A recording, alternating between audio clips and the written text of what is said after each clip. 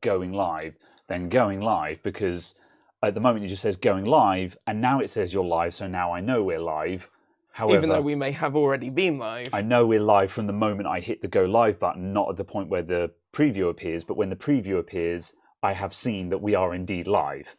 Yes. So we are live. Yeah. We are the show's content. Well, there's content for the show. There's two ways of doing it. You can either do it this way, where we're saying we're going live, so at the start of the stream there is someone talking and doing things immediately, or you have the way that Linus does it on WAN Show, where there's just an awkward silence for 10 seconds while he waits for the preview to appear. We're live. Yes. On WAN, at the start of every WAN show, there's just... Hello, everyone, and welcome to the WAN Show. We've got a great show for you today. And it's just like, so I just say, going live, which is what it says on the screen. Anyway, hello, everyone. Say what you see. Now would be a good time to insert ads. Already? Is Google running out of money? Twitter is. Have you seen that they're going to allow content creators to get a portion of the ads that appear on replies to a thread they have created? That sounds wildly confusing. So if you I understand, but when someone is reading through the replies to a tweet that you have made, any adverts that appear in those replies, the person who made the tweet will be able to get a portion of the proceeds. Now, at face value, you say sort of, okay, well, they're trying to figure out a way for creators to monetize the content they are providing to Twitter. Yes. Fine. You have to be Twitter Blue verified to be eligible. Yes. So it's a pyramid scheme. No.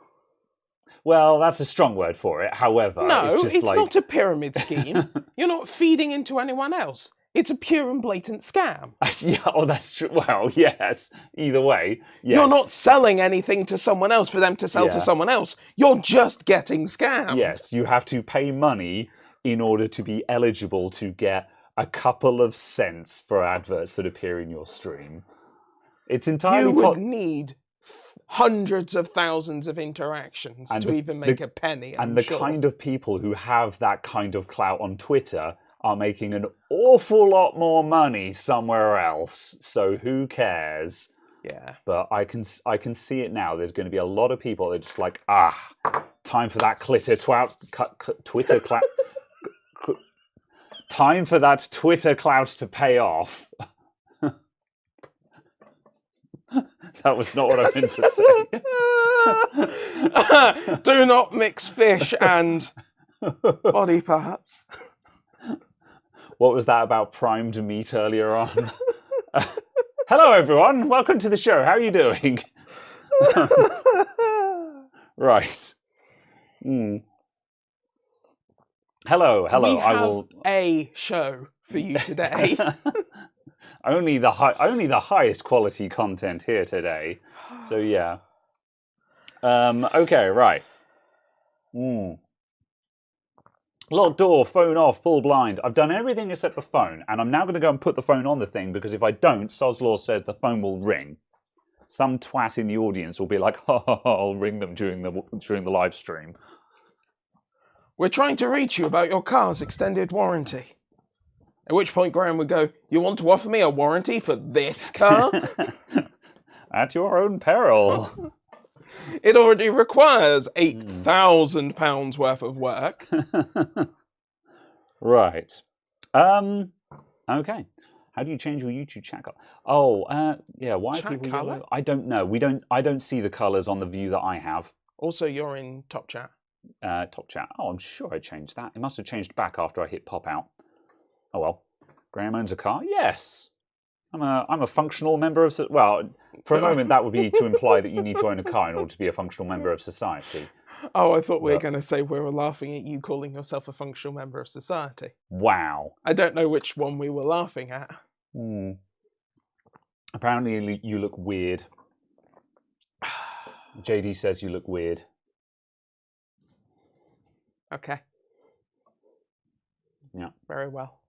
He looks young and youthful. It's okay. Oh, hold on. You want weird? Give me 1 moment. This is for Graham only, unfortunately, for those very who well. are watching. Yeah, I was going to say, Caradog's saying you want weird and pulling out his phone.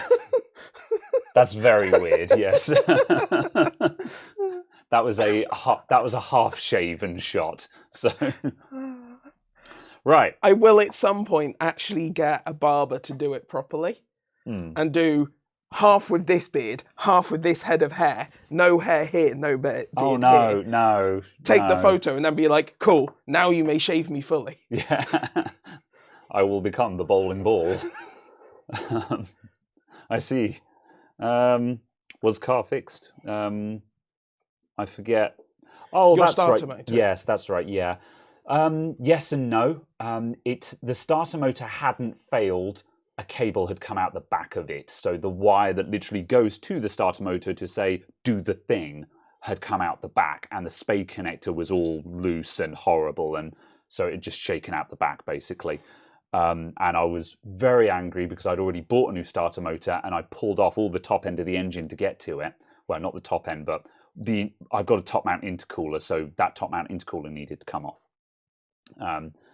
So then I saw that. Now, if I'd known about that cable, it probably would have been possible for me to just jack up the car, get underneath it, and just pop it back on again. However, without knowing that that cable was the problem in advance, there was no way of seeing it just by looking in the engine bay. So I'm just like, it is what it is. Suffice to say, I cleaned up the connectors, plugged it, and put a little bit of a kink in the connectors so there was a bit more spring action on it. So it's a proper fit.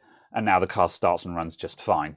So I now have a spare starter motor. I was going to send it back, but one of my friends said, well, you said that it was an exotic starter motor that was difficult to find. Maybe you should keep it in case it does fail. So I did. And now I'm kind of wishing I'd changed it anyway, even though it hadn't failed, just so I could be like, who cares now it has a new one. But, yeah, kind of. Yeah. On the flip side, a case of you can get more miles out of that one, then swap it. This is true. Plus, if someone else I know with one of these cars, because I do still know a couple of people, if their one goes, I can say, actually, I have one. So, I might be able to save someone else. Yeah. But yes, at any rate, it's all done. Yep. Top mount intercooler, Subaru turbo. Yes. A legacy twin turbo. So, yes. It is also a legacy twin turbo. Yes. In Australia, it was called the Liberty. Right, might just turn the background light off. It's there on purpose because these are the lights that we're fixing. It's these. Well, fixing is a strong word. We are improving. Yes. Well, hopefully improving anyway. We shall see. So yes, it's there on purpose. It's a set piece. So yes. Yes. Do not be distracted by the fancy colours. So yes. It is only part of the gay agenda. Yes. Right, starter motors rarely fail, so send it back. Don't forget, my car is 25 years old, I think. Only 25. 26 years old. It's a 96 reg. So you say rarely fail. How old do you want to go? But also, didn't you say that it was a reasonably common issue on your specific engine? Well, I've replaced it on my one before, yeah. So it's not the first time I've had to change the starter motor on my car. Or the last time I did it, the one that's on there was a second-hand unit. Yeah. Which is why I assumed that it could have failed again. So yeah. Ooh. Holographic, yeah. Yeah, that's how you know it's official and not some weird, dodgy knockoff. Yeah, those are PWM, man. Right? So, yeah. Only the highest quality fans. Absolutely. So, yes. For your home theatre PC. The last few remaining 90 Subaru Legacy owners. Yeah, they're getting rare, which is one of the reasons why I'm like, no, actually, you know what? I will put in the money and effort that's needed to get my car sorted. Because, yeah, they were rare 10 years ago, and now they're even more rare. Anywho. Okay, right. Why are Dell Ultra Sharp so good? Because they use good panels and they are factory calibrated. Which is not a perfect calibration, but it's an awful lot more than what most monitors have on them. It also seems to actually be correctly factory calibrated, if that makes sense, Yeah. to something that actually makes sense. Certainly a lot of the non-gaming monitors are tuned to sRGB, which is what basically all content is in. So the factory calibration is actually to the color space that most people use, Yes. which then makes it way more useful and feel way less out. Because if you've got a perfectly 100% calibrated monitor to, say, Adobe RGB, but then you're feeding it sRGB, it will still look wrong, and it will still be wrong because the color spaces don't match up.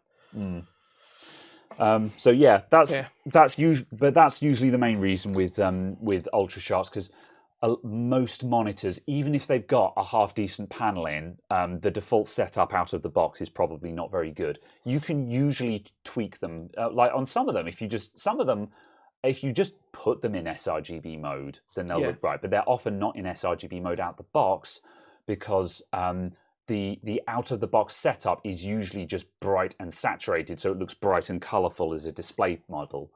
And as soon as you put them to sRGB mode, you'll probably lose a lot of brightness just immediately, because it will drop a lot of brightness in order to get to more accurate colours. However, indoors, that's usually fine. Like a lot of gaming monitors, the weak point is their brightness. And usually, if you're in a bedroom, that's just not a problem. If the sunlight shines in through your window on a cloudy day, and hits your monitor directly, you won't be able to see a damn thing. Which is the problem that most of the Asus gaming monitors have. They don't have a lot of brightness, so as soon as direct sunlight hits them, that's it. It's game over. However, apart from that, if you put them into sRGB mode, they actually look pretty good. But yeah, as said, the ultra sharps, they have a fairly decent factory calibration out of the box, which means if you take one out of the box, turn it on, you will get pretty decent colors on it. Yeah. So yes. Teltac says one of the reasons why you're so loath to leave your ultra sharps and get an ultra wide. Yeah, get a Dell ultra wide. Get a Dell ultra sharp ultra wide. Yeah, that's the thing. Dell have got a good choice now. Dell have got high refresh monitors as well now. You know, they've got a half decent selection for. Well, yeah. Look at the AW32 something AF, the quantum dot OLED one. I didn't know Dell had a quantum dot OLED. Yeah, yeah. Because for a while Dell's weak point was the gaming space. If you were willing to run 60 hertz, then ultra sharp or go home. However, if you wanted high refresh, Dell just didn't have many options, or certainly not many options that were at good prices anyway. Yeah. You could get something for significantly less if you were willing to go to a different brand. Yeah. However, they've got some competitive monitors. Yeah, their gaming monitors were all in like the S range and stuff. Yeah. Which is okay, but it was like not great. You don't want to be spending more than like 150 quid on an S range monitor sort of thing. Yeah. Dell is usually a rebrand. However, again, it's how it's packaged, it's how it's brought to market. It doesn't matter if it's a rebrand if they calibrated it in the factory and the original OEM didn't. So it doesn't actually matter. The point is that if it's an ultra sharp, it's been calibrated. It matters what the end result is. Yeah, mostly. Yeah, that's it. Because as soon as someone says, "Oh, this is a rebrand," it's like, okay, but by that argument, everything's a rebrand. Because not every monitor is an LG monitor. Yeah, LG make a whole bunch of panels. Yeah, that's not every monitor is a OE Optronics. Yeah, is that the other one? I can't remember. Because they make AU Optronics. I think they are these days. Yeah. Or I think they renamed to something else now. I lose track of it. They make a whole bunch of panels, but not every monitor is by them, sort of thing. So all that's of the Asus monitors are rebrands, etc. It's kind of I think it's a useless statement to say that something is a rebrand, because every time someone I think it only matters when it's a rebrand that has had nothing changed to it. In which case, it being a rebrand is a case of, like, if someone. Let's say, for example, in the earlier days of MSI laptops, they were basically Clevos. And at that point, you could say, it's like, oh, I'm going to get the MSI, not the Clevo. And it's like, well, it's a rebrand. It doesn't matter.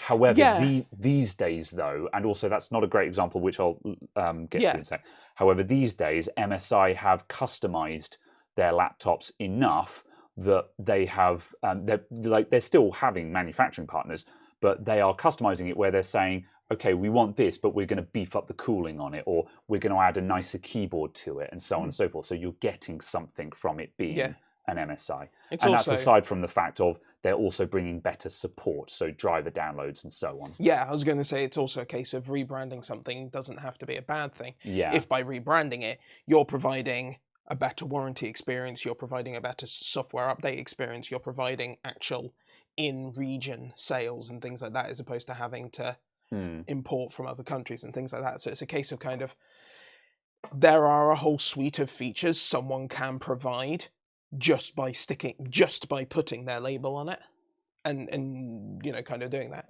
And it's like, you know, with a Dell rebranding a monitor, I presume that Dell monitors are included in their business support thing. And their business support thing, if you've got the top tier of it, is like, we will have someone at your location within 2 hours. It will be fixed. Yeah. It will be fixed. You will be boiled. Yes. So it's a case of kind of, if you've got their you know, you've got their desktops, their laptops, whatever, and their monitors, and you've got that support package, and it's a case of someone just turns up with an exact replacement of your monitor, exact replacement of the desktop. It's just like, here are complete new replacements, ta-da, within 2 hours. Yes. That's a service that LG panels aren't providing. Yeah. So that's the thing. It's just like, when something is a rebadge, yeah, sure, but that's not necessarily a bad thing. So it's a case of, fine, you know. But yeah, so yes. Yeah, so it kind of goes both ways. Sleepwalk says, any idea how to fix Windows 10 photo app always crashing? Tested hard drive, no problems. Can't run SFC, it hangs and doesn't run. Sounds like Gremlins.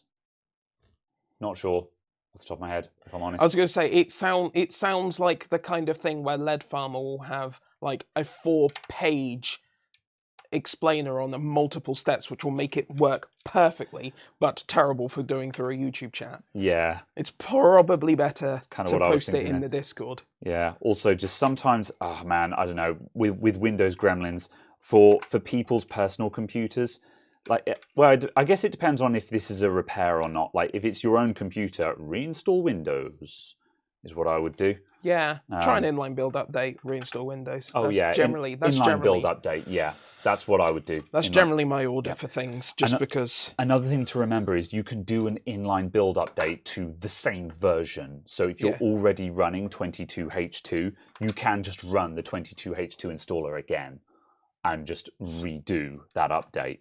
So yeah, and an inline build update is really good at getting some gremlins out of the system.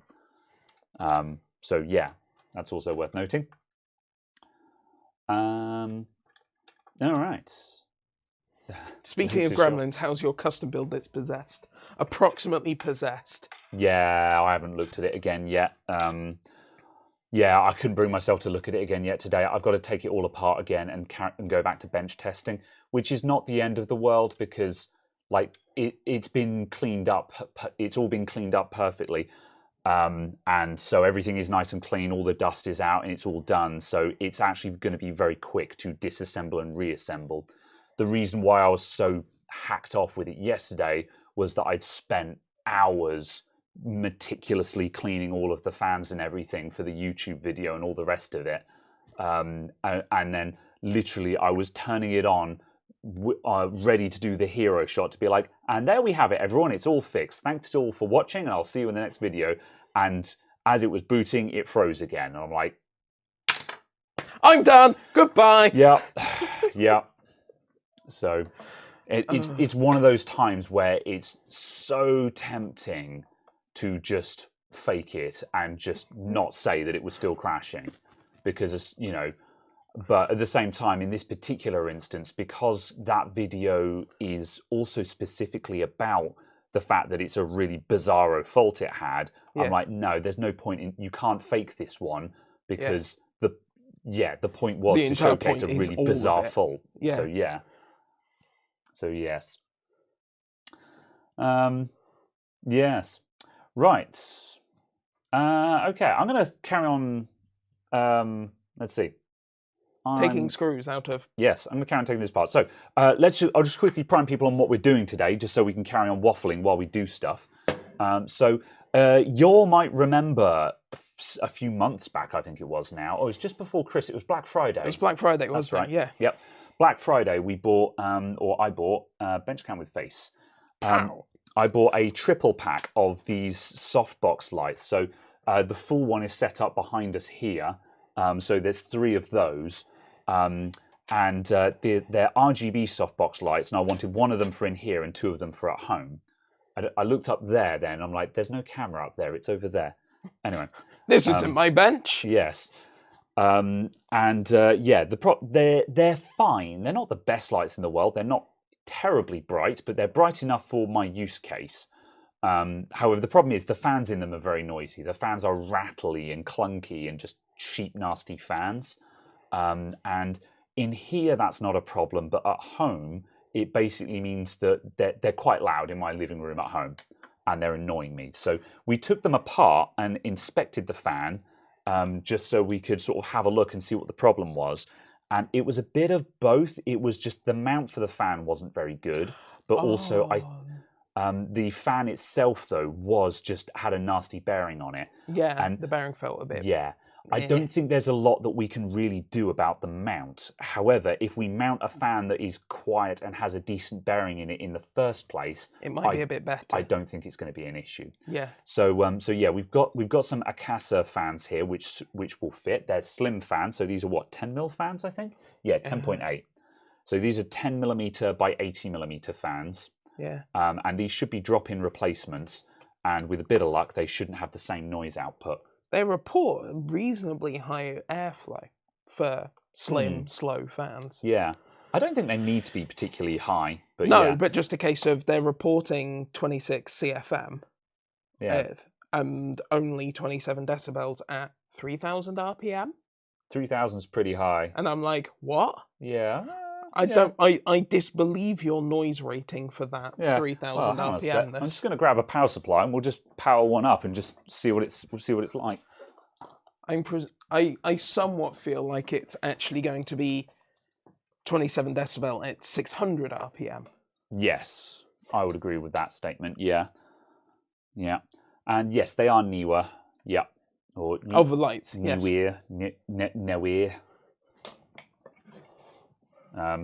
And yeah, Niwa are. I very much go with Niwa. Yeah, it's a budget brand. However, they're really good for cheap photography lighting and just cheap photography accessories. You know, they're not the best, but they're perfectly fit for purpose. I also think that they are that tier that's very good. They are the cheap stuff, but they're the cheap functional stuff. They're the cheap good enough stuff, as opposed to the cheap stuff where you're a bit like, oh, that's actually just not functional. Yeah. That's a reasonable amount of air, I felt. You were pointing it at the desk and I was just like, oh, gentle waft. Yeah.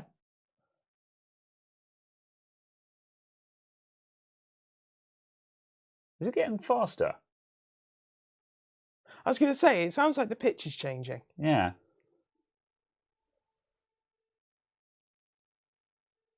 Unless it's just settling because it's a new fan. Yeah. Either way, that's a little trooper, that guy, isn't it? Yeah. That's a good amount of airflow. Yeah. Considering it's a 10mm fan as well, like it's probably got bugger all static pressure.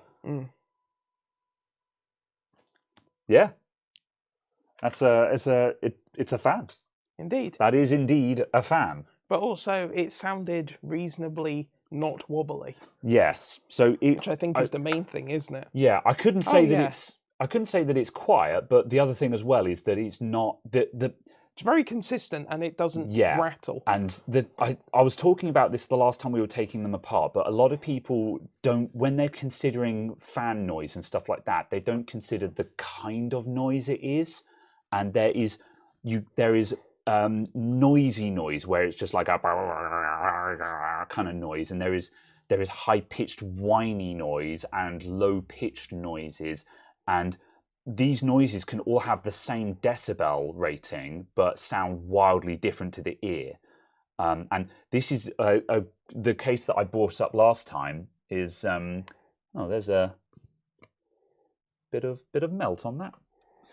The case I brought up last time was the Steam Deck, because there was a hoo-ha about the Steam Deck because it was available with 2 different brands of fan in, and one of them was apparently noisier than the other. And Gamers Nexus did tests and found that they both had exactly the same decibels, but when they played the 2 samples, to me, the Delta fan, which is supposedly more noisy, even though it was the same decibel rating, I thought it was drastically a much more annoying noise than the other brand of fan. So yeah. See, it kind of to me, for those from memory, I found both of them just exceedingly annoying. I mean, yes. They were both to the degree of annoyance that I'm like, I can't actually pick which one is more annoying. Yeah. They are both so extremely annoying. Yeah, they're both whiny fans. However, out of the 2 of them, I thought the Delta sounded more annoying. However, where I was going with this is just like, this isn't quiet per se. However, that's a very smooth fan noise, whereas the stock ones in here are making a very annoying fan noise. It's also which to we a can degree, probably emulate in here. We might even be able to put them near a mic and just see what you guys think. Yeah, it's also a case of, to a point, that if you can make it just a very consistent noise, you'll forget it's there. Yes, yeah, because these ones are not consistent. Yeah. They've got a weird, like I say, they're sort of going, Yeah. you know. And it's like, it's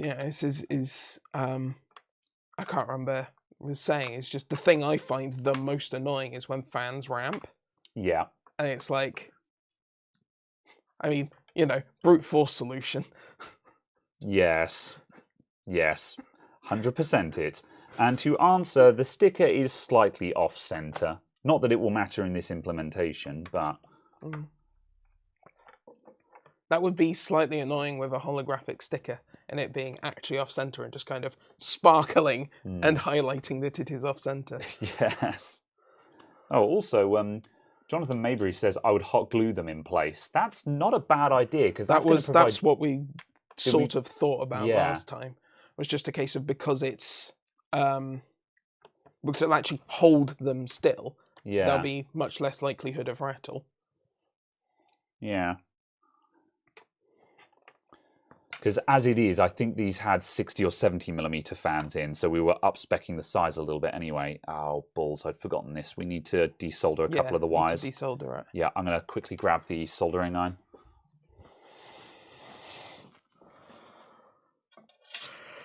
Oh, excuse me.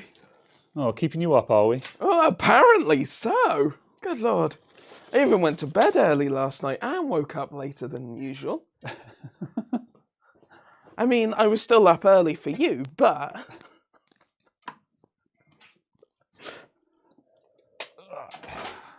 Oh, it's all right. I don't need to be in my shop until 10:30. No, I'm here at 10. Working by 12. Yeah, something like that, yeah. Oh, I'll grab the solder as well, just so I can wet the joints. If this is the one you've already had apart... Hard to tell. With the quality of soldering on products like this, it's hard to tell. So we need some heavy cider. Actually, I want to get some cider out because we had some cider sent in. I'm going to grab the box actually while the soldering I was iron entirely preheats. expecting you to just melt the keyboard there. I was watching. And just be like, yes.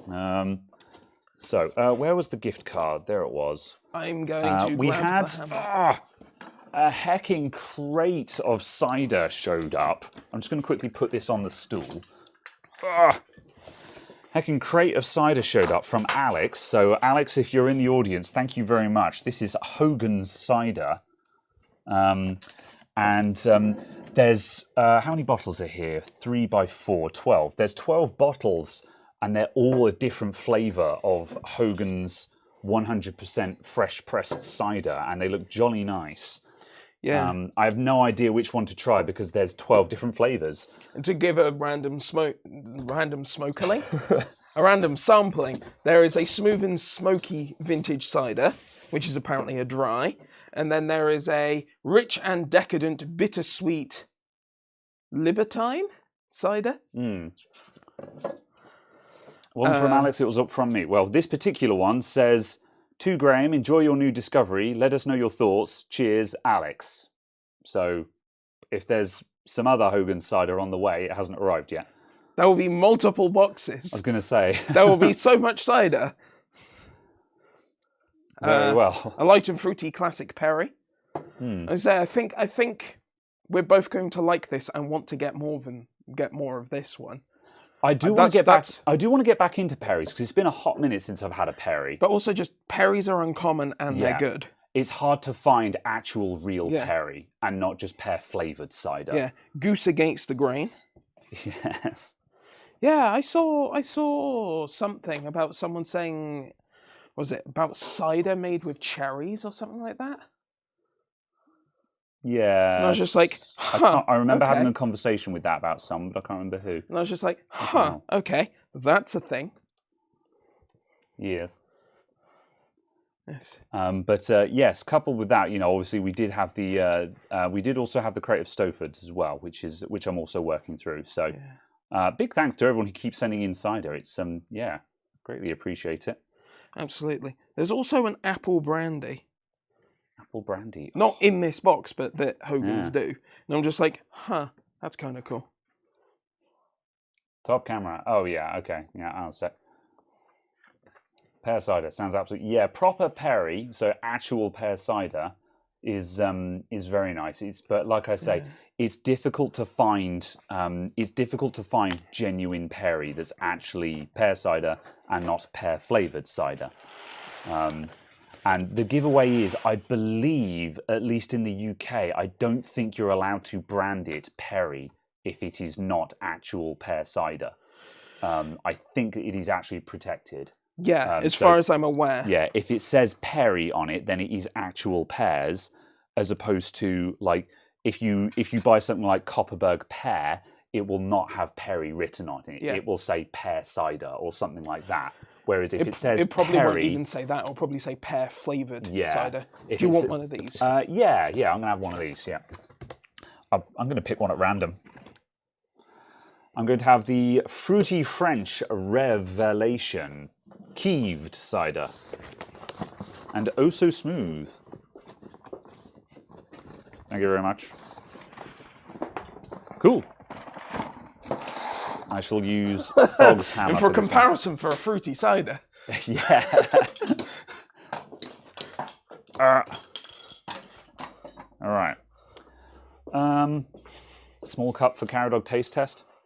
Can do, yes. Do you want to grab the glass if it's clean, or give it a quick clean?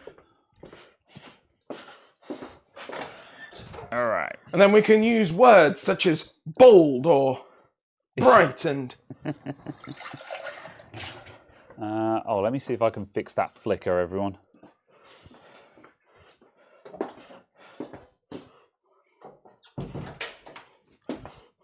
There we go.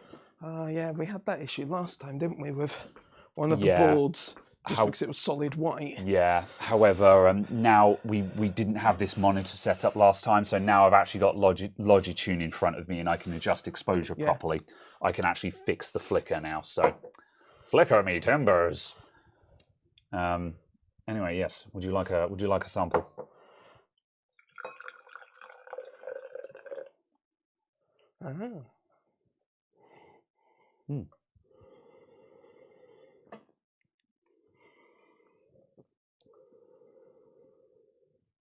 That's quite a unique. It's almost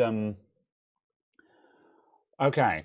It's quite a floral taste, I would say.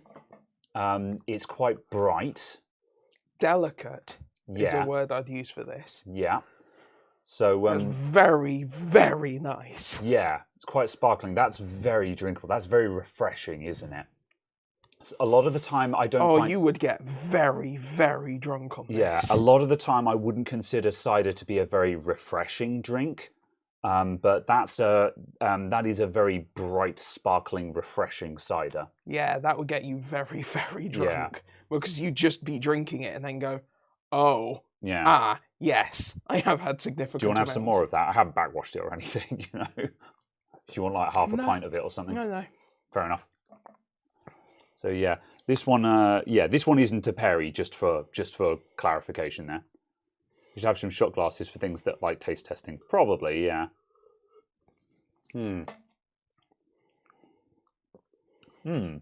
Yes. And there is a little hint of the, I'll say straw, but that's not quite. But you know, when you get like proper fresh cider, there's that kind of straw. Yeah, I think I know what you mean. Aftertasty kind of bit to it. There's a little hint of that. Yeah. And like they've captured that really well. Because I'd presume it's that it's not overly processed. Yeah, I presume that cider bottle isn't 2 days old. Yes. Yeah. Just because, you know, given where we're positioned in the world, we do have the luxury of being like, oh yes, I'm going to get cider that is literally 8 hours old. Yeah. At certain events. Yeah, it is. Southwest is great for finding good alcohol. Like whether ale is your jam or cider, there's stuff not far away where you can get it actually fresh. So yeah, I mean, you know, the Badger Brewery down the road. Oh no, they don't make their cider on site, but Badger have got a Perry and they've got Pearwood and Applewood cider. They don't make their ciders themselves. I think it's a strategic partnership. Yeah, it's not Weston's. Who's the other? I think it's Thatcher's that manufacture for them. It's their recipe, but Thatcher's make it.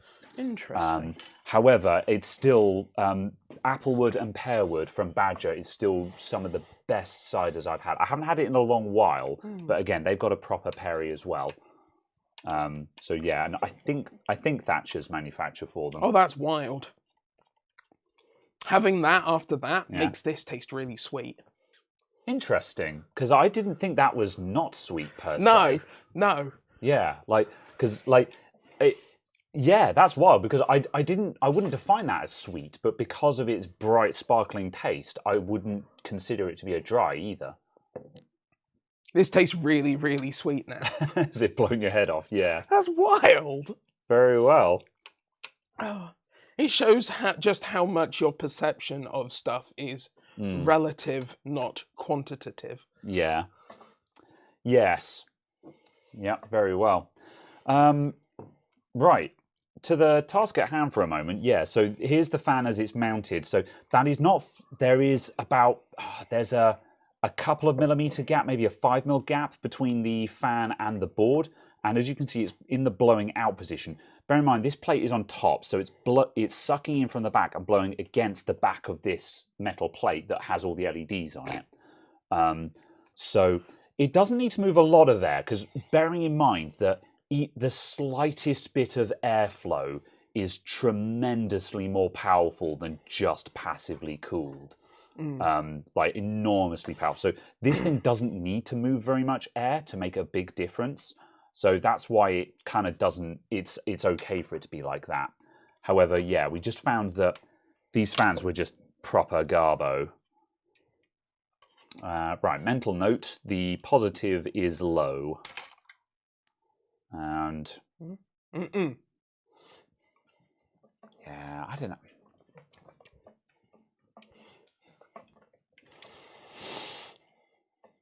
That one just, yeah, the bearing just feels more lumpy. That might be the number of poles as well. Yeah. But it will just make it smoother. Yeah. Also interesting. But also we're putting in a bigger fan. Yeah. Those are 60mm fans, I think. Oh yeah, they're slightly thinner. Yeah. Yeah, these are thinner than these. Yep. See, that might also help us a lot because if I'm a bit shrewd with how I mount this up, you might get a bit more clearance on each side. Yeah. And maybe a little less turbulence. And that will reduce the noise as well. So yeah. Fair enough. So it is surprising how much you can have a fan that's basically not making noise. Yeah. You put it on a table or something, and it's making noise. It was like, you know, the difference in obviously how turbulent air and stuff affects the noise.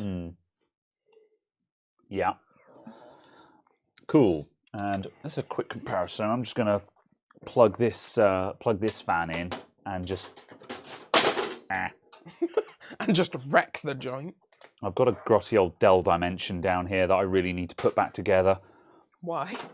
Well, it was in for data recovery, so I pulled the hard drive out of it. But I've got the data, so now I need to just put it back together. Oh, I see. But it's being chucked out. Yeah. So yeah, right. How can I? That would go in there. Black on. Yeah, I can't just plug that straight in.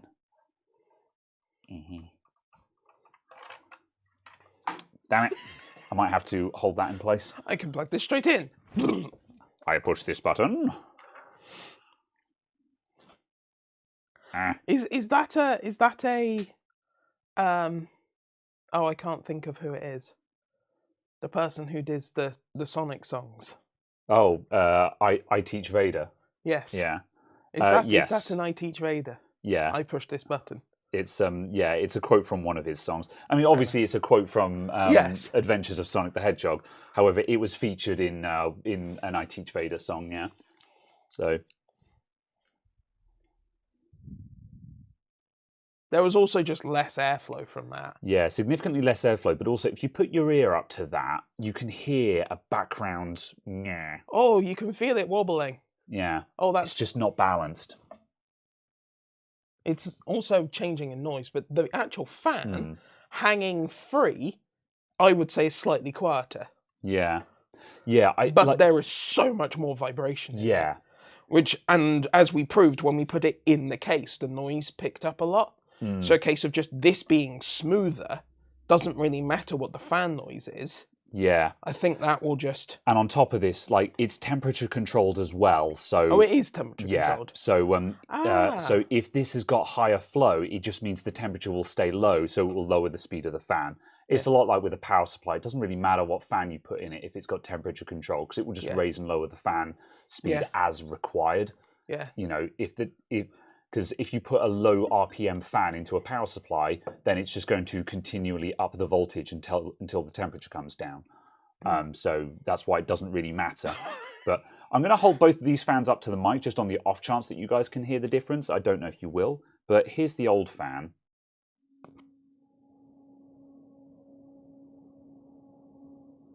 I don't think that's going to come across, because I think the noise filtering on the mic is going to kill that.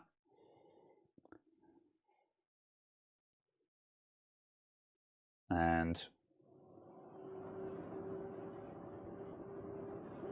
that one's a lot more audible there, but also I don't think that's coming across on the mic. If anything, this one's going to sound louder just because it's a higher flow fan.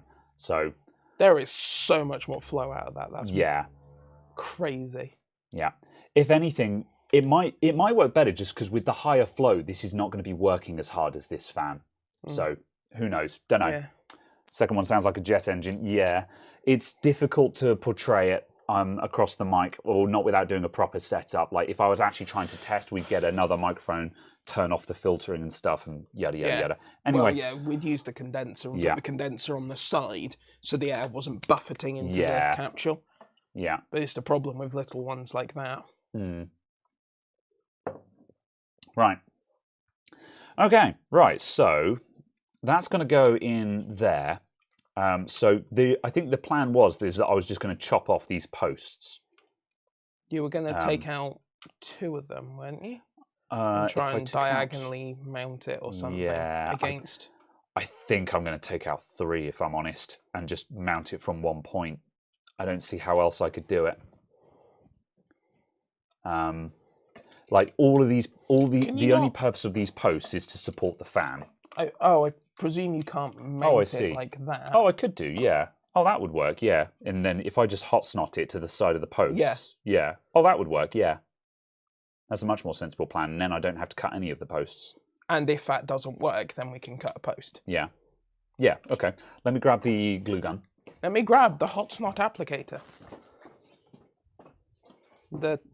No, I'm not going to try and merge that into one phoneme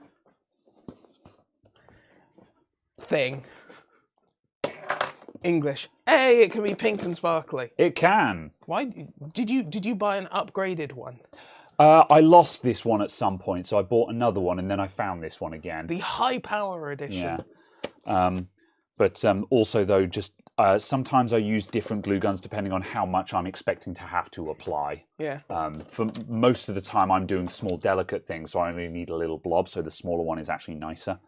But there are certain times where I know I'm going to fill an orifice kind of thing, so I get the big boy out. Hot glue guns are so cheap though, so it's just, when I lost it, I was like, oh no, I'll buy another one for £10 and it comes with 20 sticks of glue kind of thing. Yeah. So I think I think I will need another glue stick. So, sawing it in place. I actually did that the other day. I did the sawing hot glue laptop hinges technique, and it was okay. I think it's going to break again, but I made good. The parts were not available for that laptop, so I was just like, well, time to saw in this laptop. I did say to the customer, I don't think this is going to hold forever, so just keep that in mind. But they were just like, yeah, it's an older laptop. I understand that. However, at least it's usable now. So, So how about? What are you thinking? Because the fan has that, can you mount it like that, basically? So you put the screw into the little divotty bit, just so it holds it in two places, so it can't go lower than that, so it won't foul. Because then it won't push down below that point. Yes. So put the screws back in first, basically. Yeah. Just because then it will force it to be at a minimum height. Yeah. But that minimum height might be too high. That's the only thing we'll have to double check if the minimum height with these in is too high, because they're actually pushing the fan up by the width of that. Yeah. Although that much being said, this fan is thinner anyway, and I think it's thinner. Yeah, it's thinner by the thing. Yeah, it's going to sit lower, even accounting for that. Yeah. So yeah, that's completely fine. Yeah, cool. Okay, I'll put the screws back in there. Thanks. So I was thinking, it avoids it having any opportunity of slipping. Yeah. Excuse me. Can you use a rubber washer on the posts? Yeah, I didn't have anything suitable, and I didn't really fancy trying to track one down. And also, again, because we're putting in a larger fan, the posts don't line up anyway. So, yeah. And yes, there is no vibration damping, which is also part of the issue. And we're hoping that by hot gluing this in place, the hot glue itself will act as some noise damping. That would be the theory. Yeah, so basically put it on the diagonal and then... Yeah, there we go. And then effectively twist it in. Oh. Yeah. Oh, that's... Yeah. That has clicked in really nicely. Yes, that was kind of my thought. Yeah, like that... You could leave it like that. I mean, I should probably put, I don't know, feel that. That's actually... Yeah. See what I mean? I'm actually almost tempted to say that doesn't need anything. Just I just want to double check what the clearance is on that. Yeah. So where does that actually go down to? That goes down to... That sits down... That's going to sit down to that point there. It's hard to do it because this lines up in a very specific way. Yeah, no, that's fine. It doesn't need to go in, but just a case of where is that minimum point? That minimum point is that edge there. Which is how much higher than here? Hard to tell. However, as I say, just by virtue of the fact that we're like a few millimeters thinner than this, it is no higher than the original fan was. That's for certain. However, it's got more clearance underneath it, which I think is where it needs it more personally. So yeah, I am very tempted to just leave that as it is. We certainly can do, and then see how that works. Yeah, like it can pull upwards, but it's not going to do that because like the fan will naturally want to push away anyway.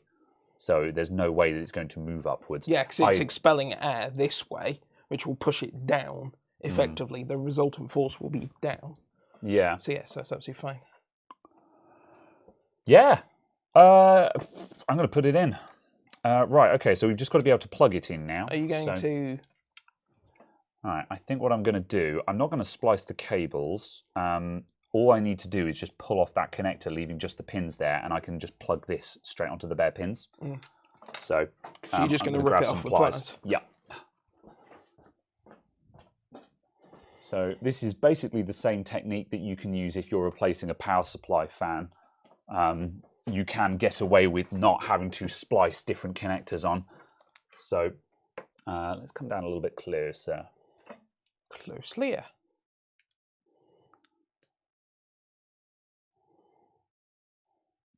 And the focus.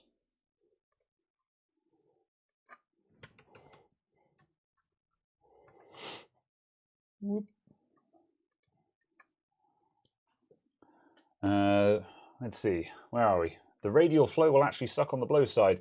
We're not cooling the circuit board, we're blowing out toward the camera because we're blowing onto the back of the LED plate. So the fan is in the correct way. It looks a bit weird because obviously we're going away from the electronics, but the electronics are not what we're trying to cool. We're trying to cool the back of the LED plate. Arguably, you'll cool both just by there being moving air. Yeah, pretty much. Oh, did you turn the heater on? It's on the thermostat, yes. Yeah. It was just the fact that it was just like suddenly extreme fan noise by comparison. Yes. Hold on. All right, so I'm going to turn off the glue gun because it's slowly oozing.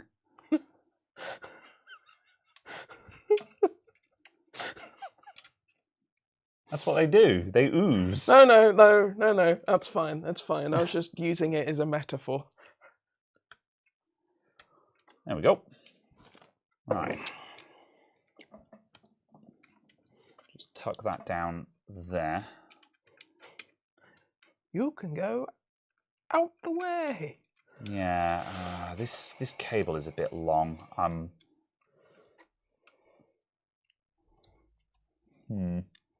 Actually, if I just let that go all the way up here,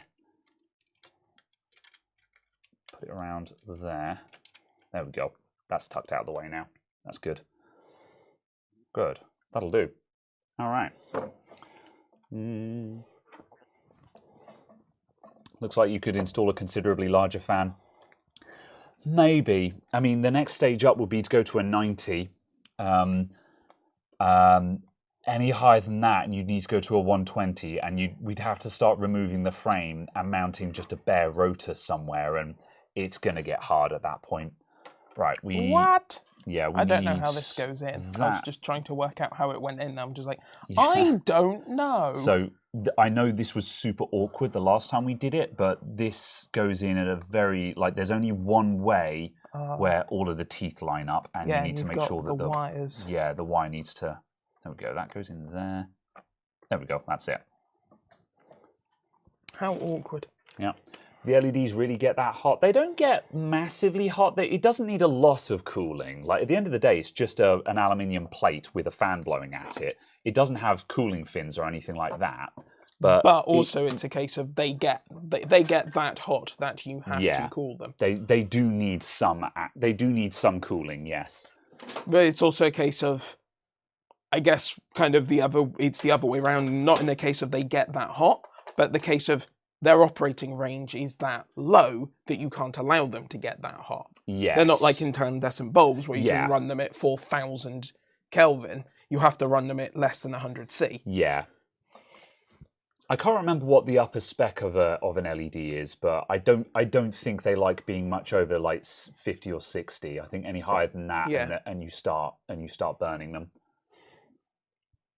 And it's just kind of a case of, because of how small the package is now. Yeah. They aren't capable of self-dissipating that level of heat. Yeah. Or that level of level of energy. These are the wrong way round.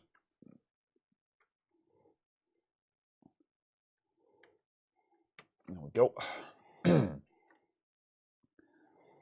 Right. I'm just going to grab a pair of tweezers just so I can hold the wire because I'm soldering onto an aluminium plate. I need a surprising amount of heat for this, so I kind of don't want to be holding it. One thing that is nice that you can see on this is just that the tracks are actually quite large. I think, again, I think part of that is heat dissipation. I think it's dissipating some of the heat through the power tracks. I know that's a trick that they've used in LED light bulbs, so it wouldn't surprise me if they do the same thing for lighting like this. Right. Oh, really? I can't read whose name that is. Dolker? I characterized LEDs at uni. The red LED was happiest at -20 Celsius. Wow. And obviously an unreasonable for day-to-day applications. However, interesting all the same. Ah. Well, define happiest. What does that mean? Like it was at peak efficiency, like power to light output or something? And also, what were the upper ranges? If you if you don't mind me asking, in that case. Yeah. Because yeah, that's kind of interesting. And yeah, it's also just a thing to me that bewilders me is just how cheap LEDs are. Yeah. If you're not looking for like super color accurate, super high CRI stuff. Yeah. Just the generic cheap stuff. It's just like pennies for thousands. Yeah. Also, though, just manufacturing quality is going up. Like even cheap bulbs are like 90+ CRI now. I still doubt that. Well, whether they are, much. They're certainly better. And I say this because I replaced the ceiling light at home this week, and I bought just a cheap Amazon 6 GU10 bulb fit set, and it was like, I think it was like £30 or £40, including bulbs, LED bulbs. And the LED bulbs, when I plugged them in, were dramatically better CRI than all the other LED bulbs I already had. They were advertised as being 90, and they were visibly superior to the ones I already had. So whether they're really 90 or not... Were they in a similar range to these? If that makes sense. Could you tell? Although I don't think the CRI on these lights is very good. Like when they're on white... I think that they are reasonably good, though. They're good enough, but I wouldn't class them as high CRI, you know. No. I think these ones are better. No, but obviously it's a case of I'm just trying to get a comparison to something I know. Yeah. I think the issue with this is that the way that this one is balancing cold and warm is probably what throws it out. That's not working at all. I need some fresh solder on the iron. I think it's because... they were testing for maximum longevity. Oh, okay, yeah. Yeah, sorry about that. I blew it out of my face and just directly into yours. For anyone who's watching, yes, applying solder directly to the iron is bad. However, when you're just bodging some wires on like this, it's fine.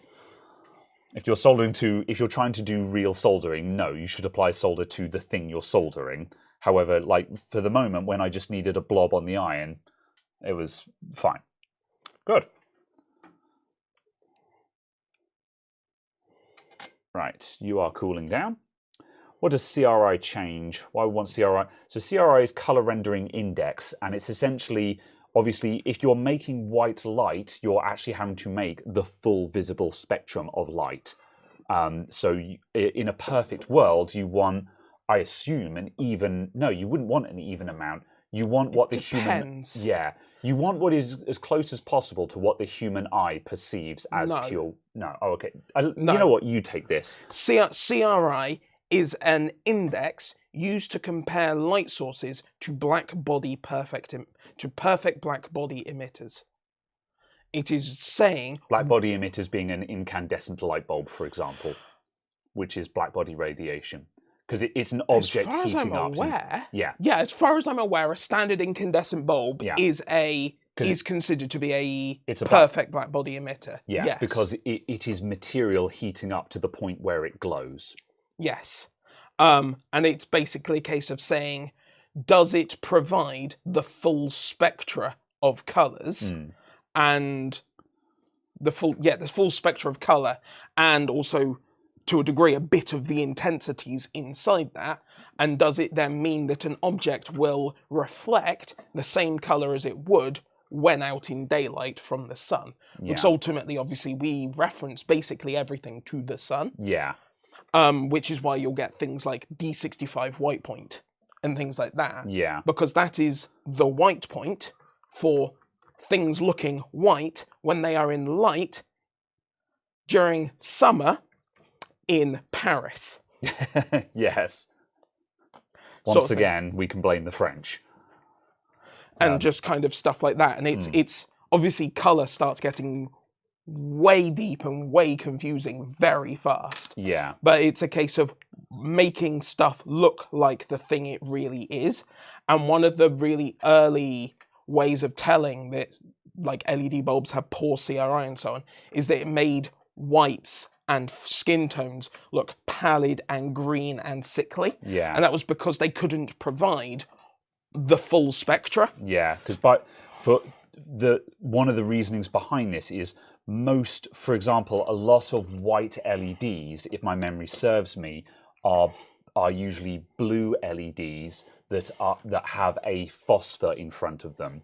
So the LED itself is emitting blue light, but that illuminates a phosphor, which in turn then emits white light. And when you do that, obviously there's going to be a loss of blue still in that light, and so they will often then it will be doped with some extra stuff to boost up the other colors in the spectrum, and just the accuracy just depends on how good that is. Yeah. A common symptom of poor CRI is you might see a really nasty green shift. You might see an LED bulb that just seems to have this sickly cold pallor to it. And also it visually just looks wrong. And also it will be a case of you'll look at it and it will be uncomfortable to look at because it will feel very bright, but the room will still look dark. Yeah. Because you're missing some of the color ranges and so on. It's also the other way that's reasonably good to tell is if when you shake it in front of your eyes, it leaves a purple streak. That's usually a case that it's got a poor CRI on it. Yeah. It looks a bit green, but leaves a magenta-y purple streak after it. And yeah, the two kind of cross over. Yeah. Also, yes, blue or UV. Yeah. Yeah. So yeah, that's the thing. So high CRI is always incredibly desirable because you get a better quality light, and even if you're not a nerd kind of thing, you will see it. If you change poor CRI lights for good CRI lights, doesn't have to be top end, just at least just not bad. Yeah. Just visually, they're so much more comfortable to be around. Yeah, and it's a case of you only need to get up to about, excuse me, 85-ish% for kind of just room lighting without cameras.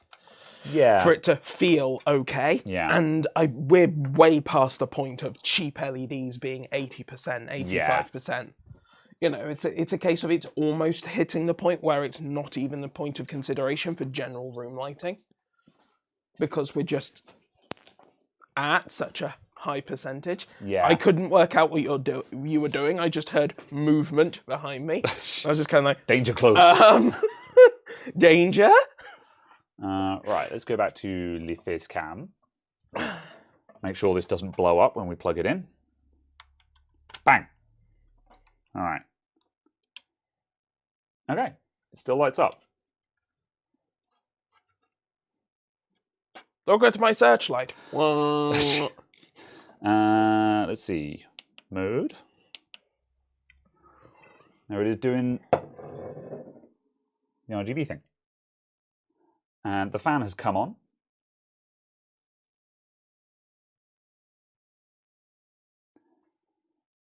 It's fairly loud. I'm going to leave that for a sec and just see if it settles down.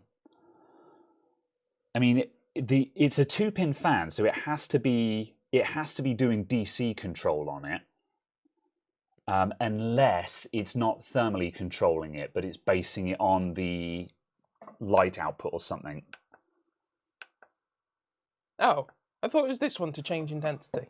Yes, you went past it. It's the LCD there. has a really awful viewing angle.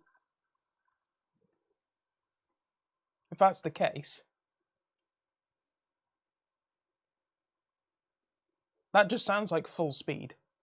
Yeah, that doesn't sound like it's doing meaningful thermal control. Maybe I was wrong. Maybe it doesn't have any fan control. Oh, sorry. Yeah. It's got like, oh, you've set it into one of the FX modes.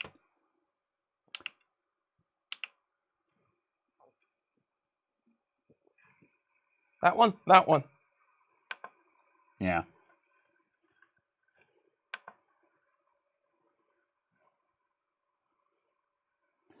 Don't know how I feel. It's louder than it was before. It doesn't have the same annoying rattle to it, but also it's louder. I think I was wrong. I don't think there is any kind of fan control on it at all. I think it might just be that after it's been on for a while, just the heat or something just makes the profile of the fan sound different. So I can actually feel air coming out of it. Certainly there. Yeah. I don't know. Unless you just chuck a resistor on it yourself. Could do. Yeah, just put an inline resistor.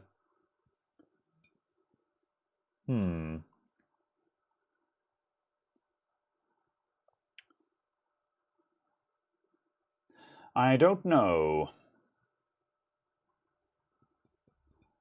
Sounds like it just runs 100% all the time. Yeah.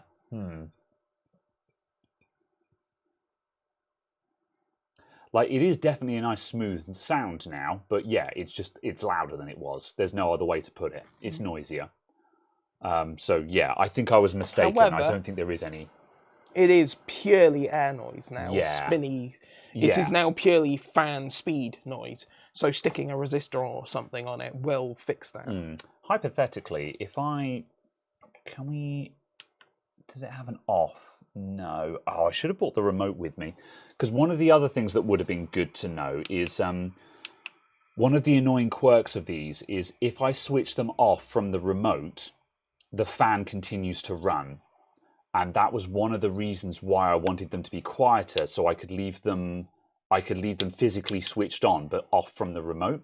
Because when I want to stream at the moment, I have to get up and reach around and switch on the softboxes, despite the fact that I have a remote for them.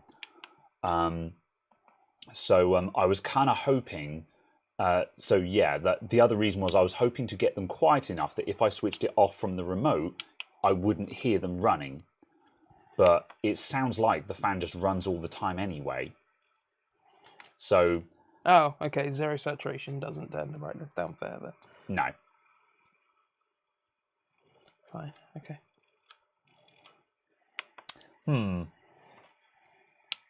Not to a resistor cable? Yeah.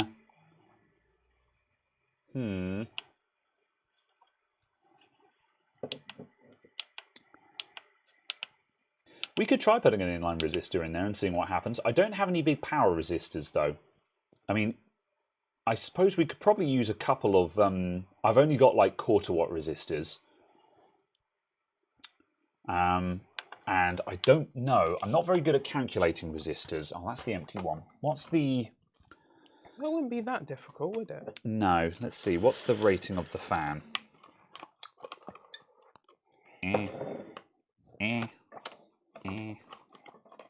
Oh, it's got tape on it, and the tape won't go, so I'm having to just butcher the box. There we go. Screws. Okay, let's see. It is 150 milliamps.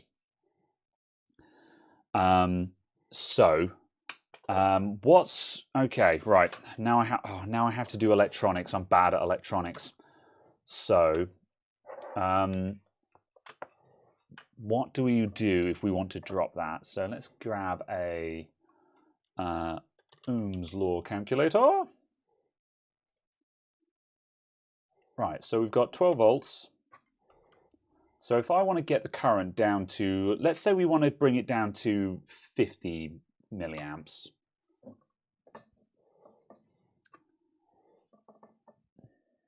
Oh, 50 milliamps, please. Thank you. I had it at 50 amps, and it was just like 0.24 ohms. I'm like, that doesn't look right. Okay, so a 240 ohm resistor would drop us to a third of the current. Now, bearing in mind that it's not going to be linear, so going to half the current isn't going to result in half the speed. I would suggest that we start higher. Yeah. And drop less. I've got some variable resistors, so if I just simply get like a, if I've got like a 250 ohm variable or something like that, then we could just put in an inline thing and just tweak it until we find something that sounds good. The other thing we can do as well. Yeah.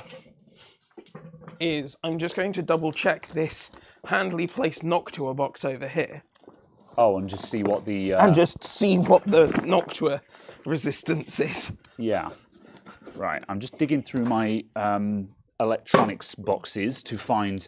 I've got an enormous box of variable pots somewhere.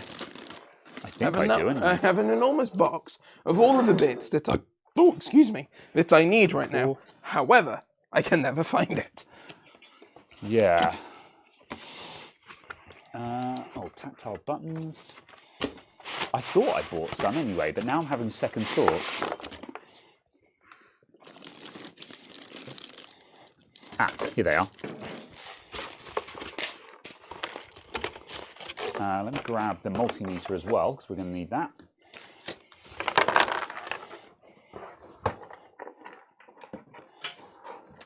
Is there one in there? I was going to say, I think I've got one kicking around if you can't find one in the box. No. Yeah. You're also missing from the box the actual mounting hardware. Very well. That's probably in one of the other boxes that we've got somewhere. Oh, you know, I'm not sure if I have got one of the Noctua ones around. However, just it doesn't have to be one of their ones. Yeah, that's fine. Look, we'll stick a variable on there for now, and we'll just see what that gives. Ugh. Right.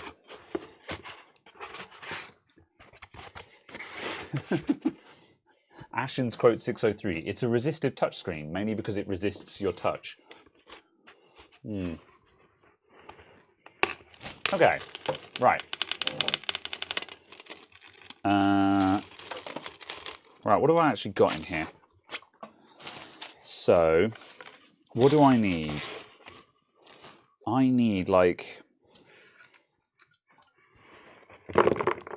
I'm trying to think what rating of variable resistor I need. So, if I had a 203, that would be 20 and 3 zeros, so that's 20k, so we're miles too high. 501, that would be 500 ohms unless I'm mistaken, if I'm reading these correctly. Oh, I need a flathead screwdriver. I nearly sent all of them flying then. Here you go. I'm going to use one of my wearers. Thank you very much. Yeah. Yeah, Galvani is saying just use a diode. Yeah. So what? Just a diode, just to stick in a 0.6 volt drop or something. Yeah, power dissipation will be about the same. Yeah, I don't have diodes to hand though, is the other thing. So yeah. So yes, right, hang on a sec, I'm going to do a quick sanity check on this pot I have to make sure that I'm reading these correctly. Yeah, 500 ohms, I am reading that correctly. And what's the minimum that goes to? Technically 0. Does it? Oh yeah, I see your point. Probably not, yeah. So all the way to there, so... I see, so yeah, 500 is the maximum number, not a nominal value. Yeah, it goes from 0. Yeah. Oh, I see. Okay. And I didn't realise that they were a a maximum value. I assume they were a nominal value. Yeah. So what we've got. Oh, I see. Okay. Or sort of a range value. Yeah. You know, so, plus or minus 50% or something like that. Bench count with face. Right. So what I've got here. So this is a 3-pin variable resistor, or a pot, a potentiometer. And so the 3 pins on it is we've got it's not polarized, but for simplicity, I'll say we've got an in, an out, and then we've got and then we have the wiper. So this is 501, so that's 50 and 10, so which means 500 ohms. So if it said 502, it would be 50 and 2 zeros, which would be 5,000 ohms or 5K.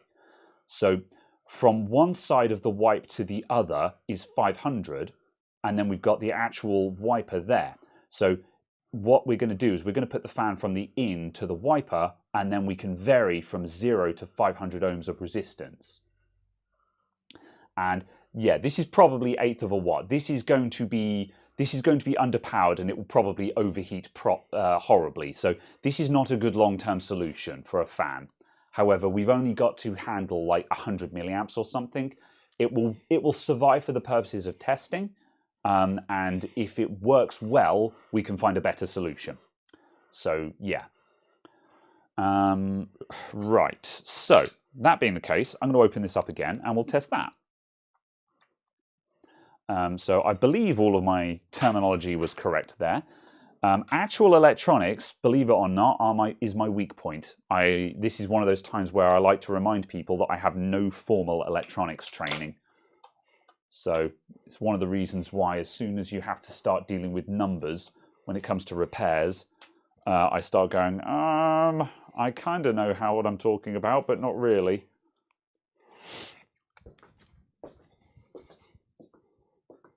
Oh. Everything is a bit loose. Everything is a bit loose. I'm just going to switch off of that camera while and it's now at a jaunty angle.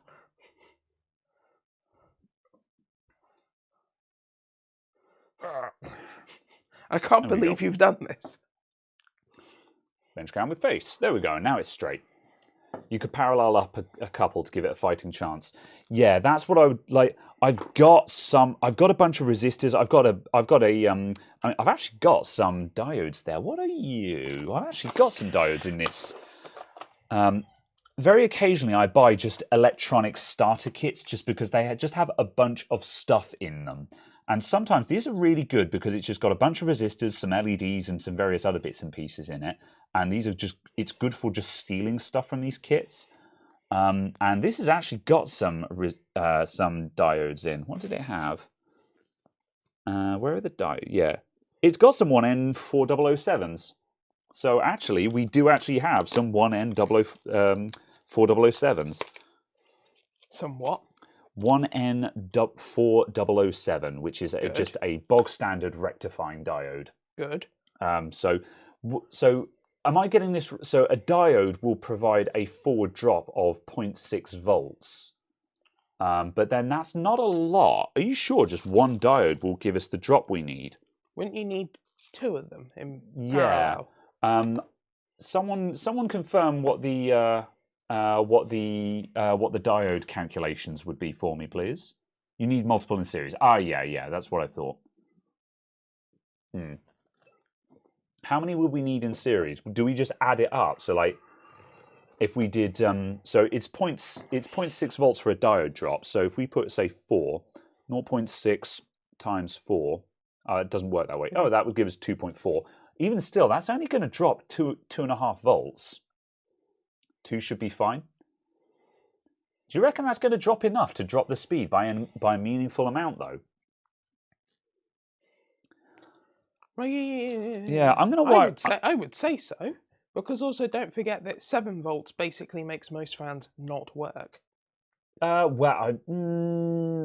you're this small, yes, yeah. I was going to say that's old tech. I got caught out by this a while back. Modern 120mm fans will often go all the way down to 2.5 volts. They go amazingly low. They might not start at that voltage, but still. But also a case of you need this to start. Yes, exactly. However, so that much being said, going down to 10 volts, that's not a big drop for this fan. But on the flip side, though, that might bring it down enough to matter. Ideally, you need to know what voltage we're aiming for. Well, as I say, like for me, I'm kind of thinking of like 7 or 8 volts max. But yeah. Either way, I tell you what I'm going to do. Plug the fan in to get the ideal. We could just do this on a bench power supply. Yeah. hadn't really thought. I wasn't expecting to get into this in this stream. However, like that's kind of just where it's gone. And yeah, like originally I was expecting us to just sit and crunch through 3 of these lights and put new fans in them. But we've put a new fan in this, and it's not behaving as I'd hoped. And I actually kind of don't want to replace the other ones because we're making them more noisy. We're changing the type of noise, but it's ultimately louder, which is not the objective. So yeah, okay. Well, let's get a power supply, and we can tinker, and we can see what works better. So, well, so what would the problem be of just using resistors? Not necessarily these resistors, but just using resistors. What's the problem with doing that? Why is using a diode better? I think it's mainly for me as a person who doesn't understand in the slightest. So it basically, the resistor is going to effectively be a current control, and if I'm getting this right, and the diode is going to give us a voltage control. So the resistor will cut the current, the diode will cut the voltage. However, ultimately, I think the reason why diodes might work better is diodes are typically higher temperature rated. Like this is probably 1/8 of a watt rated, and this on its own won't survive long term. 1/8 of a watt isn't temperature. Of power use going through it. Right. Oh, of its dissipatory. Yes, because dissipative. The power that ability to dissipate. Yeah, the power that it is restricting will be burnt as heat in this, and this will probably melt. However, we wouldn't use this long term. This is just purely to figure out what speed we're trying to achieve. So yeah, and the diode would have a higher, a couple of diodes in series would have a much higher temperature allowance, so we could probably just put them in without any concern. But it's also a case of in an you ideal, could just stuff them under the fan anyway. To an extent, yeah. But this is one of the reasons why it's something like the Noctua inline resistor will have a couple of big power resistors in it. But even then, those things tend to burn up. Well, yeah, I gave myself a major burn on that. Yeah. I went through several layers of skin. Yeah. So you don't lower the voltage to control the speed of fan, use PWM. If you're in a computer, yes. However, this is not a computer. So unfortunately, that's not an option. I was also going to say, from my perspective, wouldn't you want to limit the maximum current but keep the voltage high? Yeah. Diodes are more robust, and the diode will relatively stably control the voltage drop. Yeah. It's 6 of one and half a dozen of the other, except diodes can take a lot more heat. That seems to be the general gist here. We could try both. And I presume you can put you can use 2 diodes, one on each pin, effectively. It wouldn't actually matter. Yeah, but you could just put one on each pin and just jam it into the end of a fan connector, and I think so. Then that will allow us to test if that does it. No, I don't. You can't do that with a diode because it's dropping the incoming voltage, because the voltage on the ground is effectively 0. So it's not dropping the circuit's voltage. In that sense, it is very much dropping the input voltage, even though there isn't specifically an input voltage. Yeah. Although that is a good question actually. Is can you put the diodes on the ground side of the fan and still achieve the same result? Yeah. So the other thing that will answer this is if I can actually find those diodes, which I can't. The kit says there's diodes in here, but I can't actually see any. So they might be missing. I might have taken them out and lost them somewhere, which looks like the case. Those are some generic transistors. I can't see any diodes in this kit. I think we're missing the diodes anyway. Losing interest in 3, 2, 1. We don't have any diodes.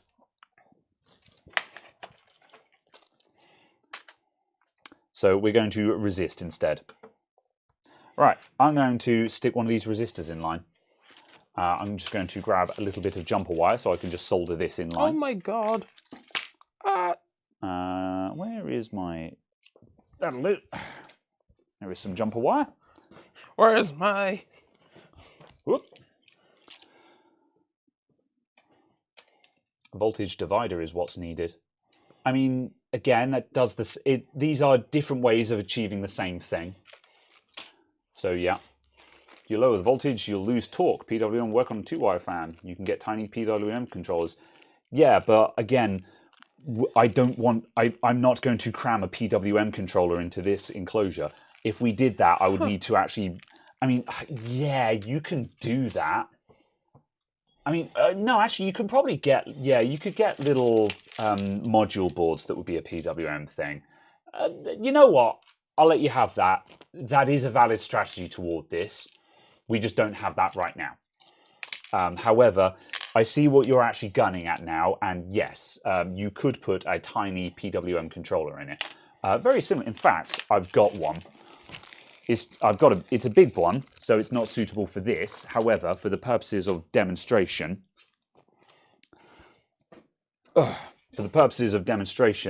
this is a PWM controller. This one is designed for DC motors or LEDs.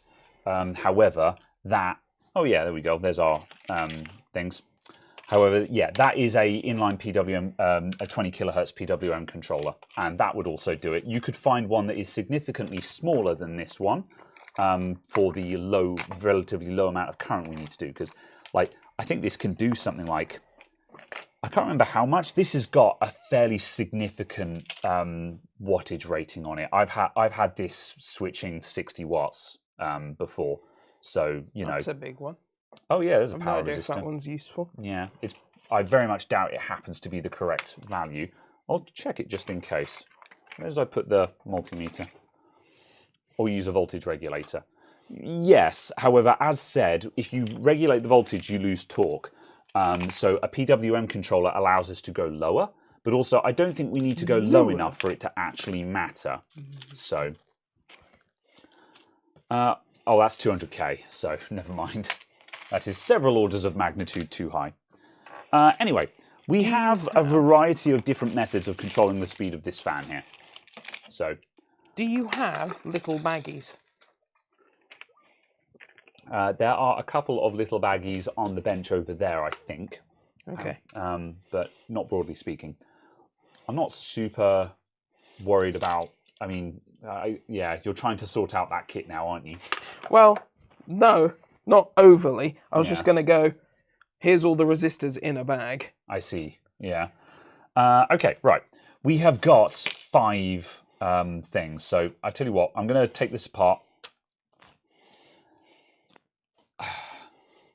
Well, we've got a 12-volt source. I've got a 12-volt source sitting next to me. We'll do it through that first, and we'll see what works best. And then when we've figured out which works nicely, we can use that.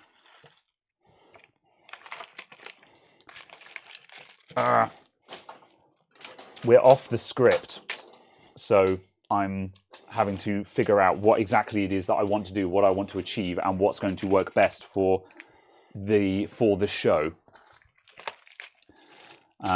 So yes, if the choice is a tiny pot or the diodes, I vote for the diodes.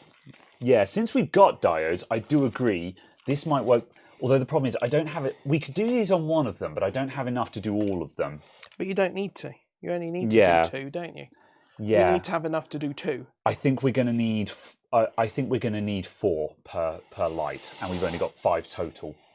So would it be possible to use a resistor as well, or something like that, to use a combination approach? Yeah. What I'm going to do, I'm going to wire up this. I'm going to wire up this pot first. We'll wire this up, leave one of them running, and then we can get the thermal camera out and just see if this thing's burning up, basically. Yeah.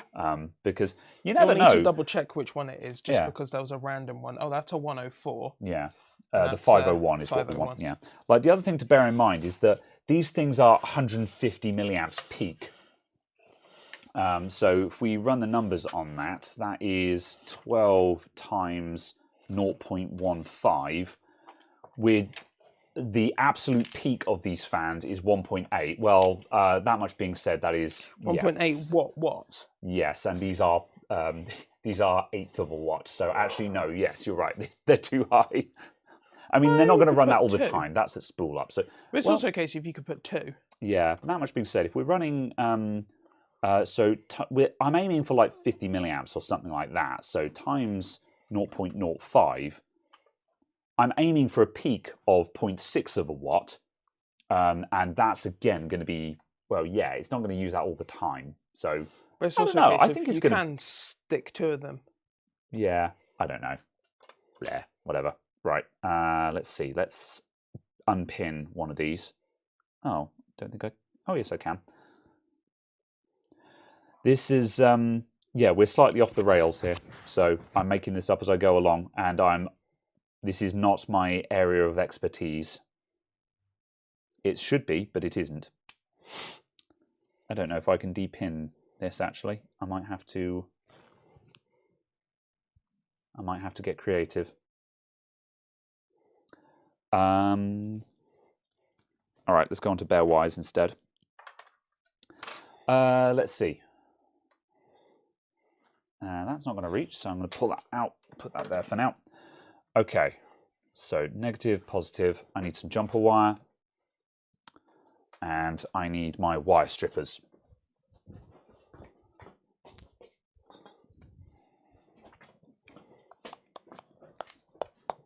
Whoop. Right, time to dead bug this whole shenanigans. What?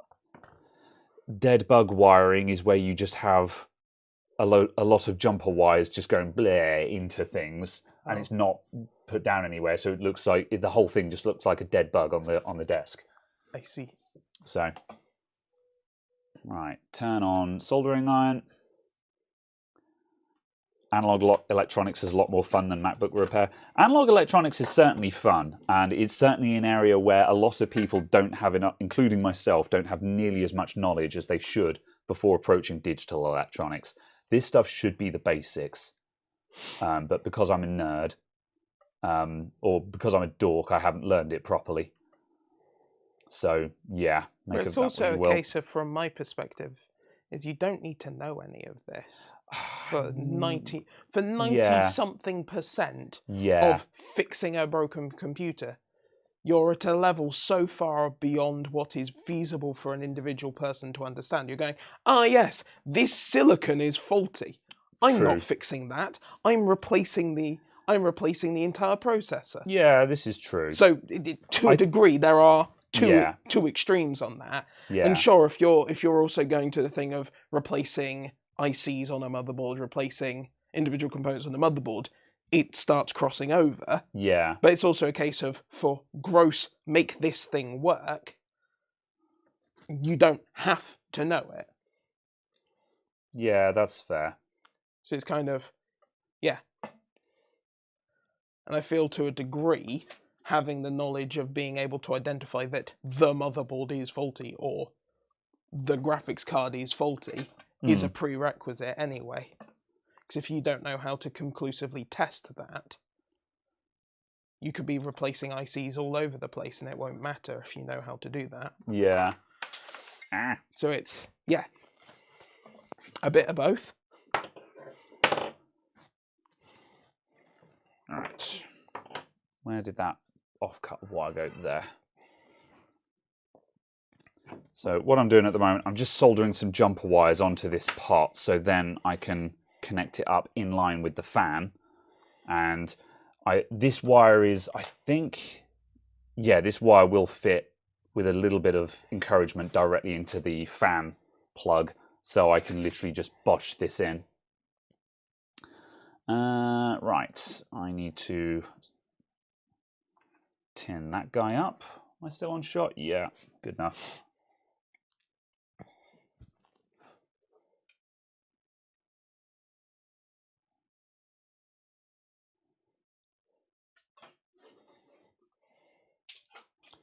Okay. Quentin asks, how are you getting on with the A770? You're not using it at the moment, are you? I haven't used it for a couple of months. Yeah, because you were having trouble with it in the board that you were using, weren't you? Well, I wasn't having problems with it. I was having lots of other problems, and I was trying to narrow it down. And the first easy thing was, because I was having graphics errors, 3D acceleration errors, I was like, right, swap out the GPU, new 3D accelerating device, new drivers from different provider. no, okay, I'm still having the issue. Right, what's the next thing? And so on. So I was just going through that. And then I went to rebuild the computer with the A770, and it just would not post in the Asus board I was using. Ah. So I was just like, fine, I guess I'll, first world problems. I was just like, oh no, I'll have to use my 3090 instead. I see. Like, oh no, the only other GPU I have for testing is a 3090. What will I do? Have you listed stuff on eBay? No, because I still can't list it at sensible prices. I'm getting weird bollocks where it's just not letting me list it sensible pricing. I want you to show me that later, just to make sure that you're not going insane. Because I know the box was just greyed out and it just Yeah. had a price in it and was greyed out. Yeah, And I was like, I find it hard to believe that you cannot set your price at all. yeah, You know, someone is going insane now, whether it's eBay or you. You know. yeah. And I don't know if it's because I was trying to do it on a special offer and they were like, you must list it to get this special offer at the price we set or something. Yeah, that might be it. But I was just like, why are you setting sell 4090 at £1,100 by now?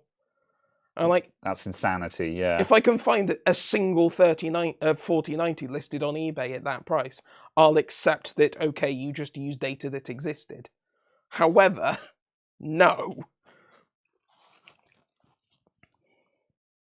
For anyone who's screaming at the way I'm soldering this stuff together, I'm aware. However, this is literally needs to work for the duration of this stream and nothing else. Oh my god. So, are they stuck together? Yes, no. I thought you were just about to solder the other one there. I was like, no, Graham, that does not go there. This is now an Electro Boom episode. What happens if I try to dissipate 8 watts through this 1/8 of a watt resistor? Bam. Okay, right. Negative to negative. Positive to positive. Oh, that needs flattening. Hello? You would need to put them in parallel, wouldn't you, to share the heat load? You could not put two 250s in series to get 500 to dissipate the heat. You can, but right? it's calculated differently. Not functionally actually those values, but yeah, you can do series or parallel, but depending on whether you do it in series or parallel depends on how the resistance becomes calculated. Oh yeah, absolutely. I am aware of adding or dividing. Yeah. Someone in chat, how do you calculate resistors in series versus in parallel for the purposes of what we're doing? I forget because in parallel you divide by divide the resistance by the number of resistors effectively. So if you have 2 half ohms, you've effectively got a 1/4 ohm. Because that's how shunt mods work. Yeah, that sounds accurate. I can't remember exactly what the ratio is. Oh, actually, I think you times them together. Is a better descriptor, because then obviously if you've got a 0.8 and a 0.5, it'll give you an actual result. And then when they're in series, you add them. Caradog is correct. Yes, there we go. Yeah, and then when it's in series, you just add it up. Yeah. Yeah. So yeah. I remember my year 7 physics. Hurrah! Right, Floorlamp says, do we have some normally closed tweezers? I do, actually. So, yes, I could be using those. However, yeah, I'm just freehanding to just hold the wires. Yeah, that's right, yeah. Okay, right. So, we now have an inline variable resistor. It is a 500 ohm resistor, and it's in the halfway mark. So, we should be at approximately 250 ohms at the moment. Can you confirm that? Sure. With it all wired up, can you still confirm that? Yeah, we can do that. So if I get... Because this is so simple, you can in-circuit test. Yes, yeah, resistances we can check in... Yeah, on this, yes, we can check in circuit.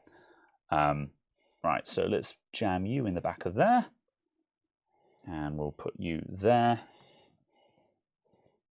There we go. So we're at 266 ohms, 267 ohms at the moment. So, which is, and if I give that, half. tongue at the right angle and turn that all the way down.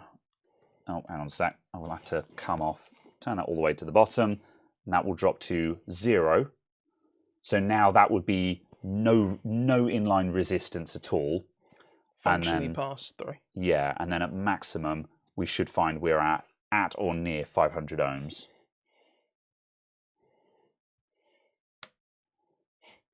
Oh, actually, oh, that's gone open. That looks like it's gone off the end, actually. Oh, hang on a sec. Is that not behaving the way that I thought it would?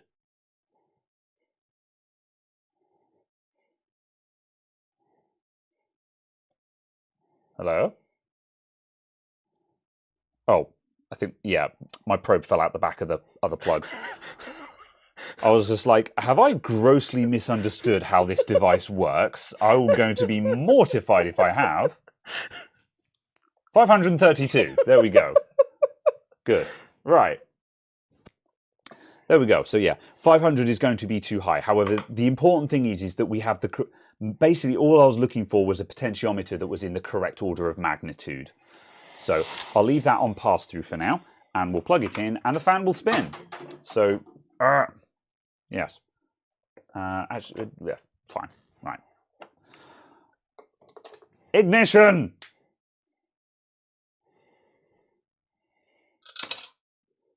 Damn it. Content. All right. So the fan is doing a spin. Can you hold the corner of that? Like, if you hold it by one corner, just so people can see it on the camera, kind of thing. So yeah, there we go. Let's get rid of this hacking calculator I've got on the screen. All right. So. Hold on. No. I must. Whee! All right. There we go. So if I turn that to about halfway. It is now turned off. God, it's gone down by a lot. Right. Hold on. It can restart. Yeah, it can self-start, yeah. Hypothetically, if I go to like halfway, this thing is getting hot in my fingers already. Oh no, yeah, it's still going. Like the noise went down so sharply, I thought that it had just immediately cut out. Yeah, all right. And if I go all the way up to, that's like 75%. So still going. So it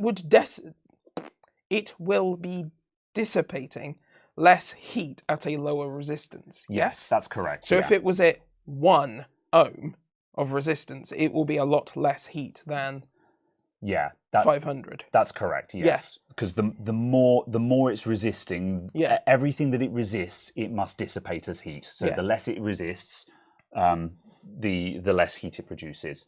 So that's certainly effective. However, I could feel that getting warm in my fingers already. Like, not to burning point, but that I could tell that it was dissipating heat. So if you had 2 of them?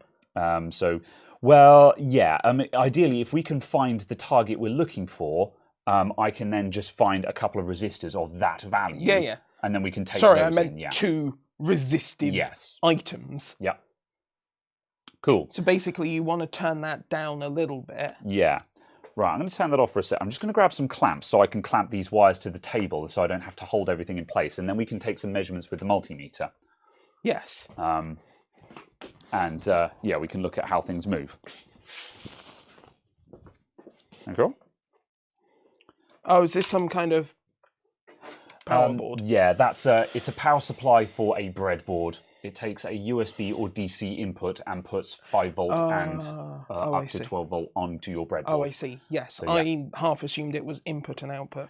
Yeah, although I think that is a 5 volt output. Or no, it might be an input. I think it's an input. It shouldn't be, but I think it is. Anyway, right. Oh, this table's a bit thick, actually. I don't know if I can probably get something that will work.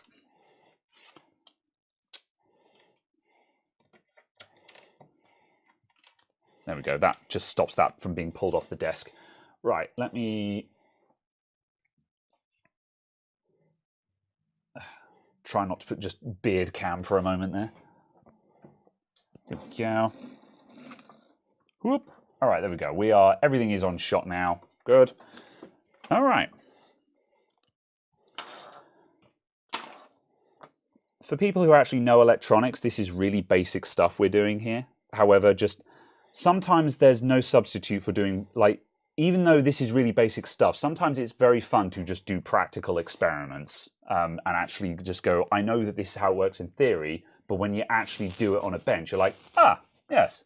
Oh, good. It is real. Yes. The people who actually write the textbooks actually kind of know what they're talking about. All right, so let's measure the voltage at the fan. And the multimeter has, in this circumstance, functionally infinite resistance, doesn't it? Yeah, that's correct. By comparison. Yeah.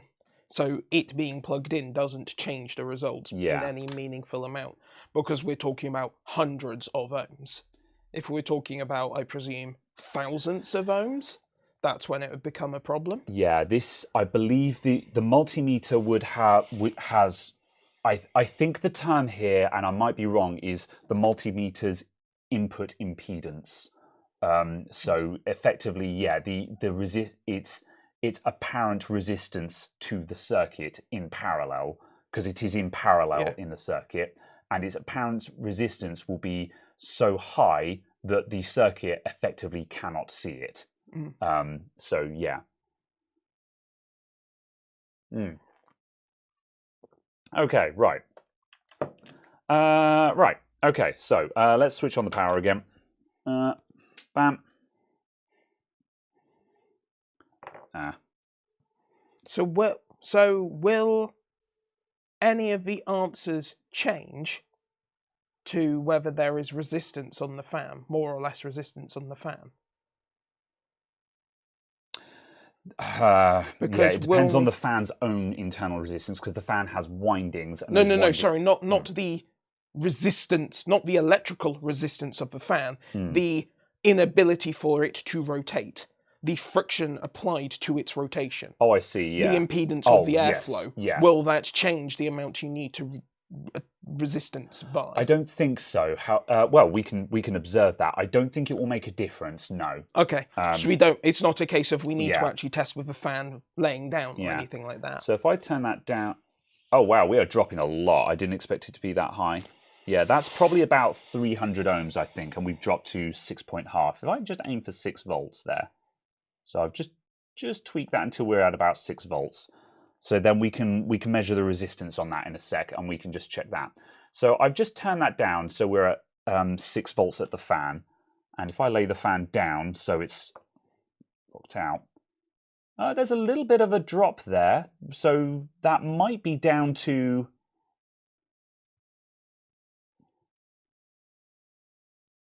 Yeah, that's a noticeable change. It's not enough to be worth considering in your calculations, I don't think. However, if we block off the output to the fan, the voltage across the fan does actually drop. That might be the resistance of the fan pushing back against, again, I'm at the limit of my knowledge here, but this is where we're getting into the realms of like the fact of like load versus generation and stuff like that. So yeah, but it is not a significant enough swing for us to worry about. Yeah. Oh yeah, because that went down to 4 volts. Oh yeah. Yeah, maximum resistance. Oh, it doesn't like that at all. Yeah. Oh, the fan has just stopped. Yeah, the fan has got auto stop start. Most fans have a built-in stop start, so if they jam, it will just switch off, so it doesn't burn itself out. So yeah. Anyway, yeah, at 6 volts, it can easily restart, and it is drastically quieter. So, all right, that's fine. So, yes, very good. I've even done that trick before, and I just didn't think of it. Oh, excuse me. Right, let's turn that off. So now we'll just check what resistance we dialed in to get 6 volts. And you can't check the resistance with power going through? No, you can't check resistance while the line is high. I couldn't tell you why though. Does anyone know the reason for that? Why can't I check the resistance at this resistor while the circuit is powered up? I don't actually know the reason for that. I know that you can't or shouldn't, but I don't know why. So what would happen if you did is also my question. Yeah. Oh, we're only 85. I thought we were significantly higher than that. Yeah. If we did, I think... I'm not sure. Like, it's not going to blow anything up. I mean, we'll find out. So it was 85 while it was turned off. Now it's turned on. And we're seeing megohms. So we're seeing a completely invalid response there. So yeah, we got completely valid response while the circuit was powered up. Yeah. So yeah. You're measuring 85 on the fan. Oh, that makes sense, LED Farmer. That explains, yeah. So, yeah, that classic schoolboy error. Why was that 85 on the fan? Yeah, so I measured across here. This is the danger of measuring in circuit. However, no,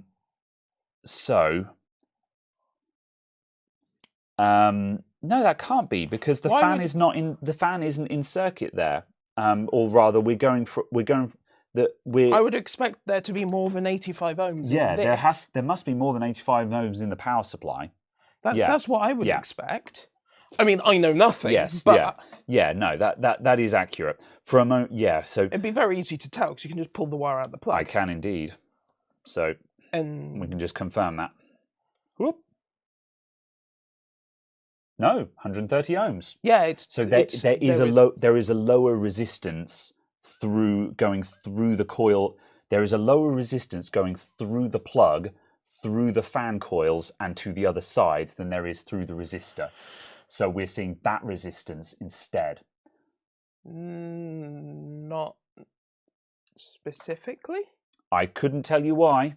Wouldn't it be we're seeing the apparent resistance of both? Well, you can't see. You'll see the resistance of. Well, you'll see the resistance as a product of two resistors in parallel. That's effectively what I'm saying. Yeah. Yes. So it's not. Correct. That is not the resistance of the fan or of the pot or of the plug. It is the two. Yeah. So yeah. Incidentally, though, what is the resistance through the fan? The fan's internal resistance is. Oh, it's like megohms. It's massive. So yeah. And what about the power supply then? The power supply is off at the wall at the moment.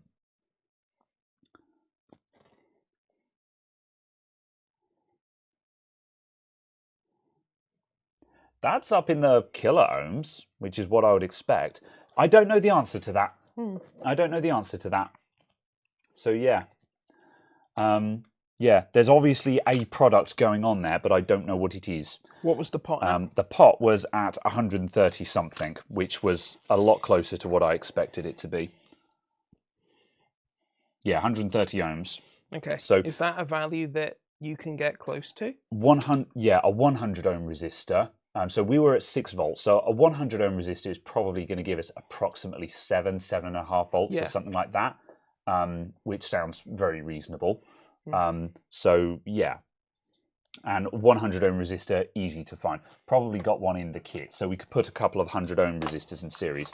However, before we do that, let's go with the diode theory. Although actually, yeah, those are going to be quarter watt diodes.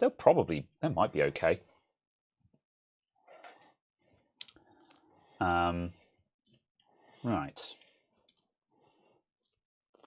What rating is M? Oh no, it's 1M. Okay. Yeah, that's 1 megohm. 100k. Yeah. I can do you 330. Check the back of the card to see if there's actually any 100R. That'll be it. 100, because 100R is just 100 resistor. Yeah. So yeah, those are 100 ohm. Okay. Paul Tyler says you can't measure resistance when the power is on, because to measure resistance, the meter puts a known current through the resistor and measures the voltage to work out the ohms. Yeah, so if there's already power there, then it's interfering with the current value. So yeah, that makes sense. Oh yeah, because the multimeter's doing a current measurement effectively, isn't it? Yeah, that's right. Very well. So those are the closest value ones, 100 and 220. So the diode, if I put the multimeter into diode mode and put that back put the diode across it. I can't remember which way around it goes, so we're going to check it. There we go.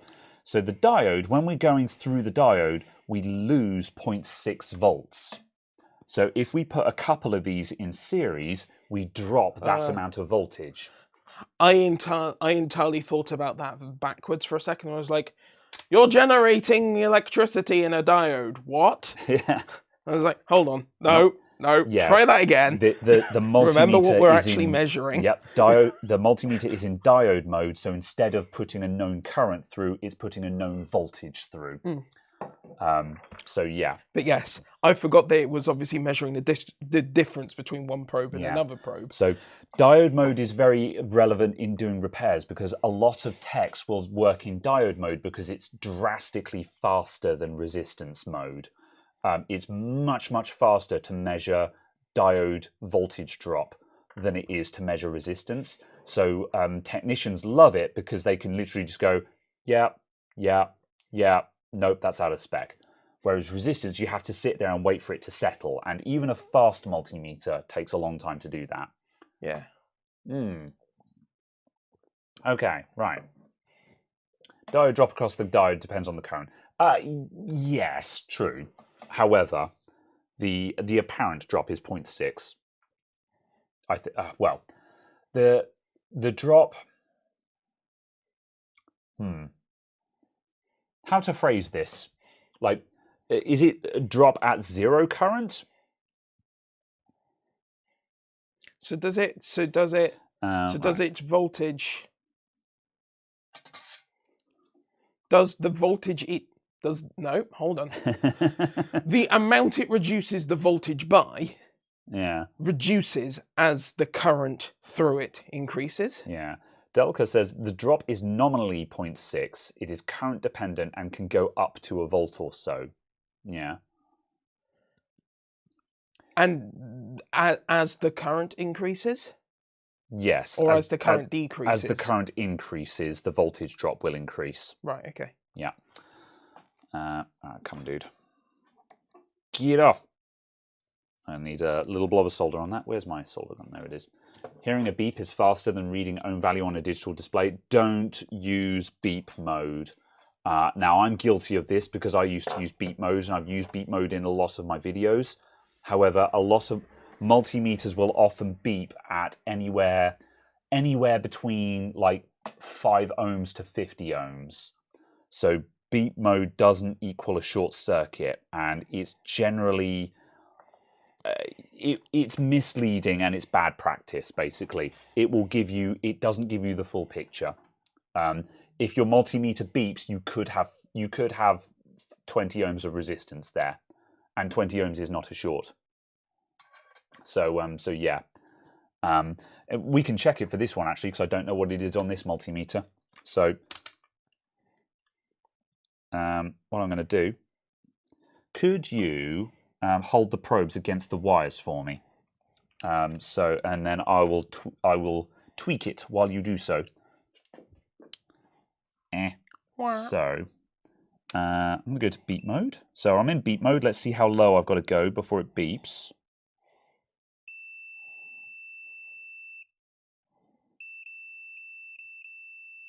There we go. We're beeping at 40 ohms. Yep. That's so quite high. 40 ohms. 40 ohms is not a short circuit. And so, yeah, that was saying continuity at 40 ohms, which is nowhere near a dead short.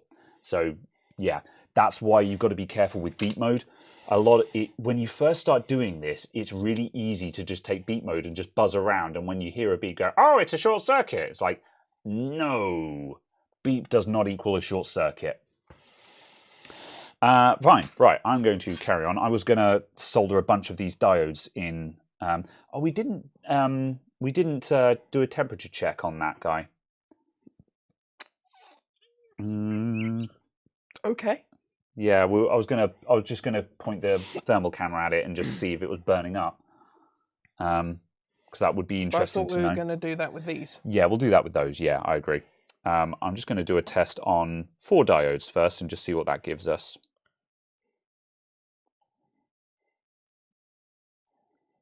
Making sure I'm putting these the right way around. Is there an obvious marker? Yeah, there's a band at one end of them. Oh, yeah. And which way does that then mean it will go? Out. The current. Ooh. The. Yeah, the current flows toward the band. Okay. So effectively, the band is your output, if my memory serves me. So yes, can you breadboard this for ease? I do have a breadboard, yes. However, is there a breadboard? It's right there. Oh, it's yeah, right there. It's right here. Yes, I could breadboard this for ease. Next question. When are you going to use those helping hands? Next question. I will just continue to burn myself soldering things with my bare fingers instead. There we go. There's 4 things. Right. How's the B-roll for the 150,000 special?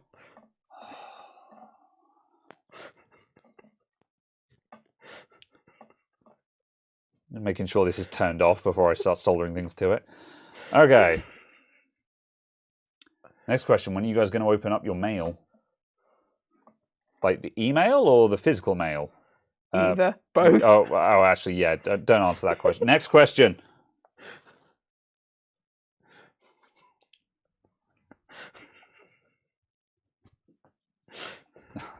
This is a work of art. This is modern art. This is. I love it. Why not use a cheap fan controller? Because it's got to go into here. For those of you just joining in, we're trying to find a way to make the cooling fans in these photography lights quieter. Although, yes, we could still buy just a very cheap fan control module. But we've pivoted onto ways of controlling a fan, not necessarily like. Yeah. In the reality is, buying some tiny little PWM modules would actually be a very good solution to this. And I'm very tempted to do that because I could position them on the side, drill a slight hole in so I can poke a screwdriver in there and adjust the fan speed.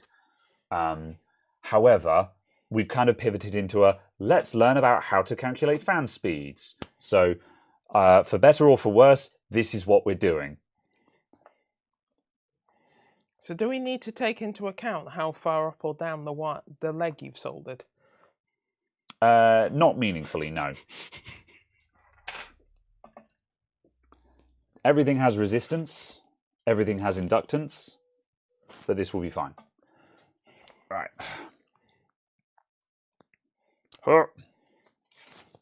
You gone?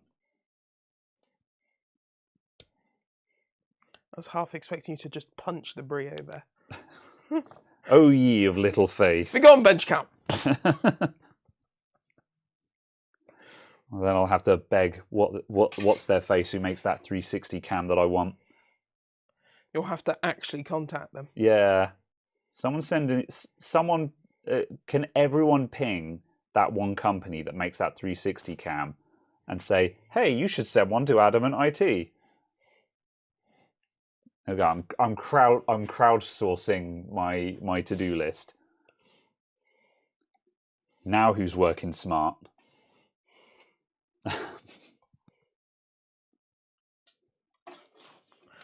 Right. Put those to that. This would have been a lot easier on a breadboard. I don't know why I didn't breadboard this. There we go. All right. We got something that works. You're then just going to stuff that into the plug. Yes. Right, so we've got power, and we've got this ground wire is red. Please ignore the color schemes. There we go. All right, so now if we measure in the diode mode,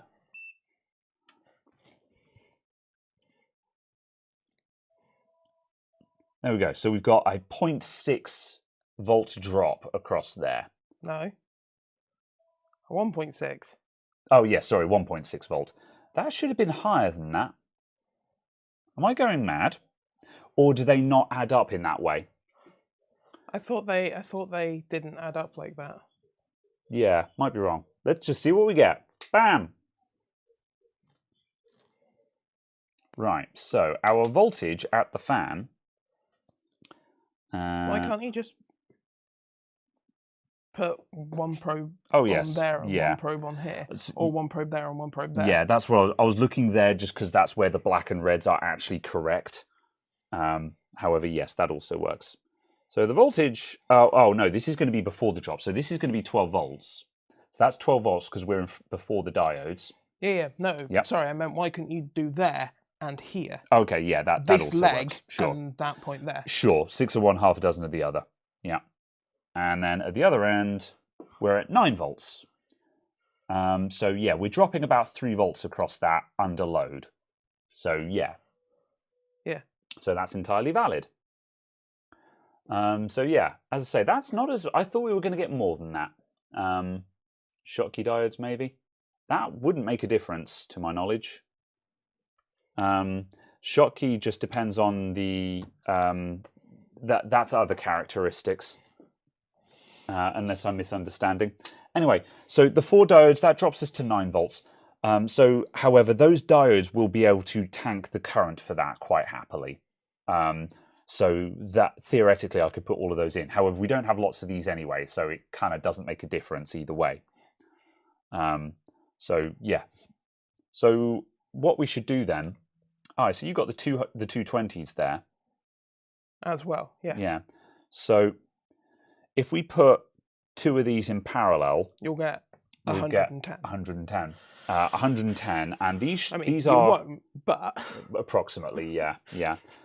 So are these 1/8 or... These are going to be 1/8 watt, I think. That would probably get us up to 1/4 watt at least. So 2 of those together will probably be able to manage. So I'm going to put 2 of these in parallel, and then we'll get the thermal camera out and we'll see if they're dying. I was going to say, that's what I was just about to do a quick... It's around somewhere. I had it the other day, there. So yeah. As a special treat, it should be charged up as well. Schottky has a lower drop. Oh, okay, yeah, that's fair. So yes, they're 1/4 or 0.6. Yeah, I thought they were too small to be 1/4 watts. I might be wrong though.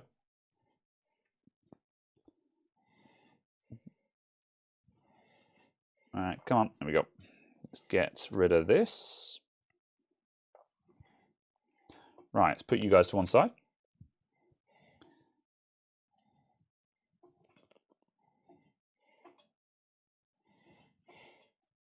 Twist these boys up. Let's put that down and then twist these boys up.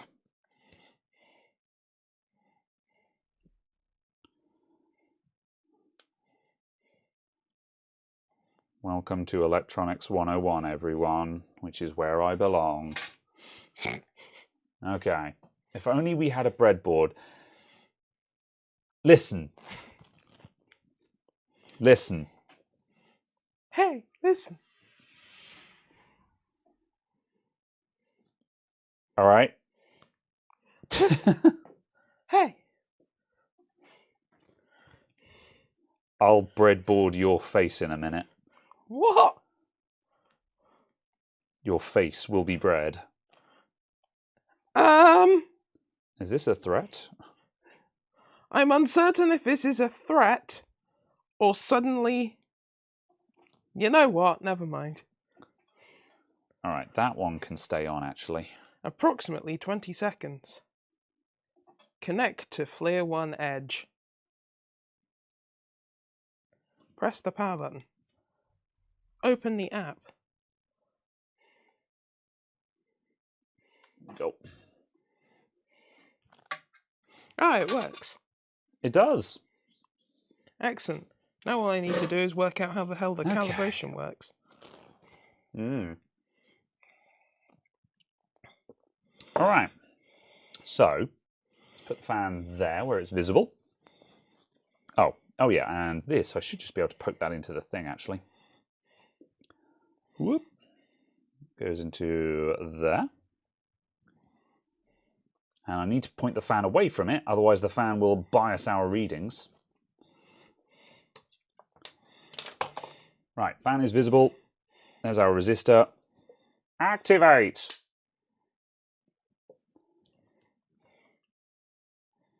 And I shall check the voltage.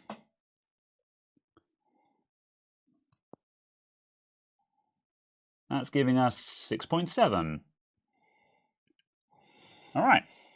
So we'll sit and enjoy the thing for a moment while we... I'm trying to work out if it's a reflection on there or not.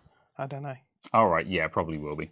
Well, there's a little hotspot appearing there already, isn't there? There you go. I have slightly aligned these. Yeah. Right. See if we can get that to somewhere where the camera can see it.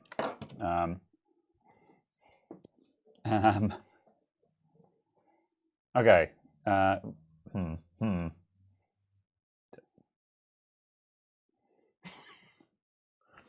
I was attempting to work out the reflections. Oh, okay, yeah. I was looking at the You were reflections. just waving it under the camera. I'm like, Caradog, this isn't helpful. No, you know? sorry, I was looking for where the lights were reflecting. I was just like, oh, because Yeah. if I just do that Yes. and point it actually at it. Okay, well, let's do that. Indeed. And now we'll pick up that light instead. Yeah. Okay, look, you can see there's a giant hotspot there. So there you go. Yeah. Please put your hand in frame. It is still hot with your hand in frame. And they're getting uncomfortable. I can't hold it. That's starting to burn the tips of my fingers, but I can just about bear it. But that's probably because when I touch them, it pulls the heat off. 28, 30, 40. 40 or 50 degrees in there somewhere. Yeah. 45, maybe? You might just be able to go 50. in really close.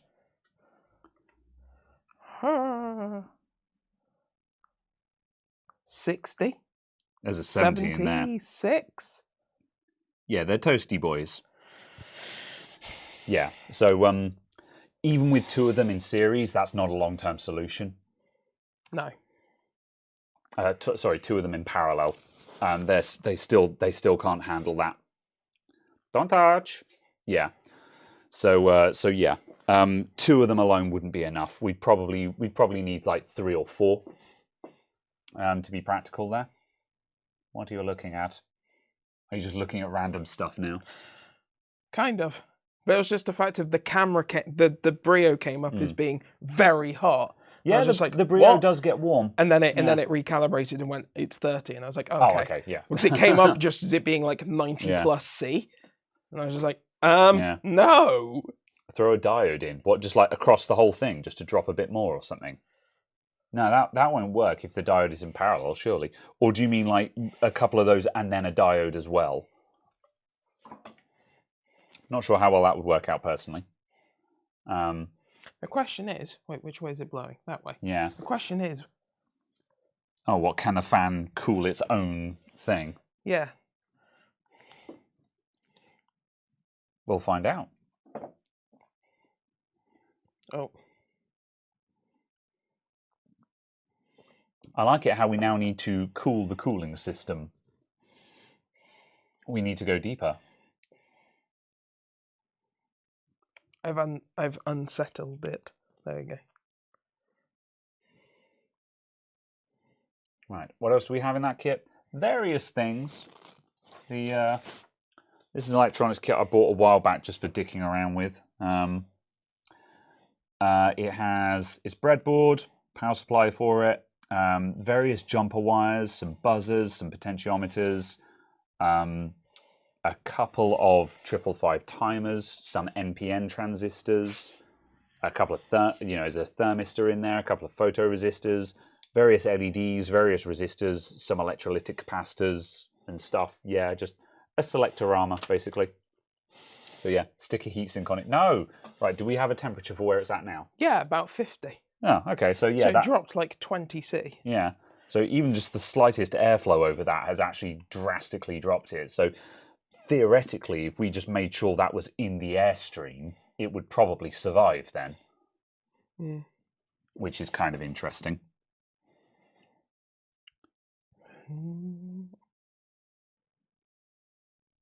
Yeah, 41 now, it appears to be. It's very annoying that this one doesn't have peaks. 43, 45. Yeah? Yeah. Let me touch that again. Yeah, that is colder to the touch as well. Like, I can easily hold on to that. So yeah, theoretically, we could stick that in the enclosure and just make sure that those resistors just go across the fan somehow in the airstream. And yeah, that would actually be fine. I'm kind of tempted. Does the lamp have a 5-volt line? I don't think so. If it does, I don't want to put the fan on it because I don't know what that 5-volt line is designed to handle. I don't like that 5-volt line might just be purely just for a little bit of logic and not actually be designed to have a fan running on it as well. So yeah. Interesting. Okay. I mean, are we going to go mad and try and just wire one of those up and just see what happens? Sure, why not? Yeah. I mean, yeah. All right, let's do it. Okay. Right, let's turn that off.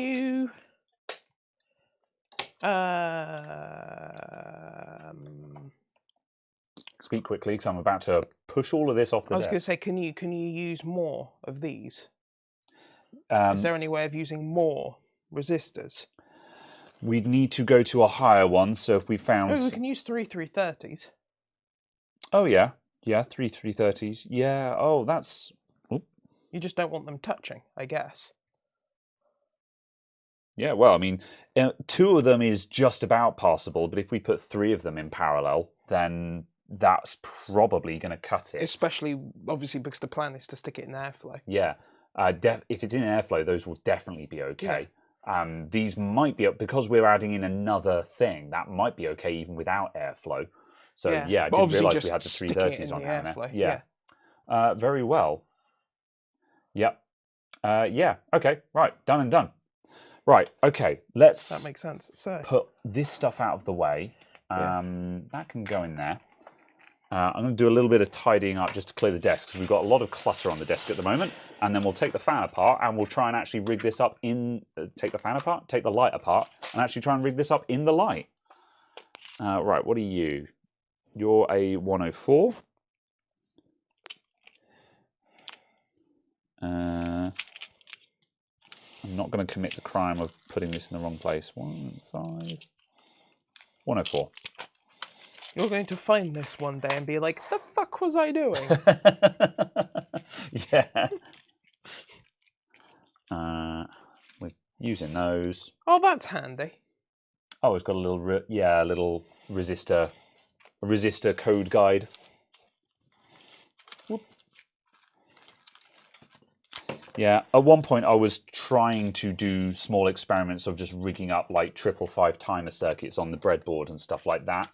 But for some reason or other, I'd rigged one up and I just couldn't... I could get it to work on the breadboard, but when I put it on some perf board, I could not get it to work. And it was one of those moments where I ran into adversity and immediately lost interest. But I do want to get into building some circuits like that because I've got some nifty stuff on hand. And like, I just want to build some cool little timer circuits or just like a temperature gauge or something like that, you know. But yeah, it's another project for the project box, you know. There are so many things which I would like to do and I have the means to do, but don't get round to doing. Okay, right. Do it.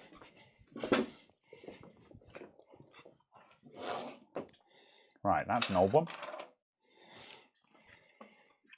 Oh, is this a 5600 XT? Yes. Right. Which probably doesn't work. I need to confirm that it doesn't work and then remind myself what's wrong with it. Because it was, yes, the fact I looked at it and it just said, 56 XT. And I was just like... I see. How many zeros are we dropping here? We're dropping 1 and it's actually an RX 560. Therefore, that'd be a heckin' beefy 560, right, yeah. But like complete potato, but weird overkill cooler. Yeah. I mean, even for a 5600 XT, it's quite a triple fan cooler on that thing. Yeah. So, yeah. But it's also, but it's just standard-ish gigabyte design, isn't it? Because it's very similar to that. Yes. That's just, then this is a 3060. Yep, when I left it on the desk earlier on and came back to it, I was just like, why is the 3060 there? Okay, right. Fan is coming apart. The fan is coming apart. The light is coming apart. The stream's coming apart. My brain is coming apart. Oh. Help me. Is that the noise your brain makes when it comes apart? Yep. Oh. Help me. My tongue. Right. My tongue is stuck. My tongue. No, we're not doing this. The problem is when you do it, then I do it, and then we get into a loop. Is it legal? I will make it legal. They've gone in the ventilation shaft. No, stop, enough. We're not doing this. I think the ability to speak does not make you intelligent.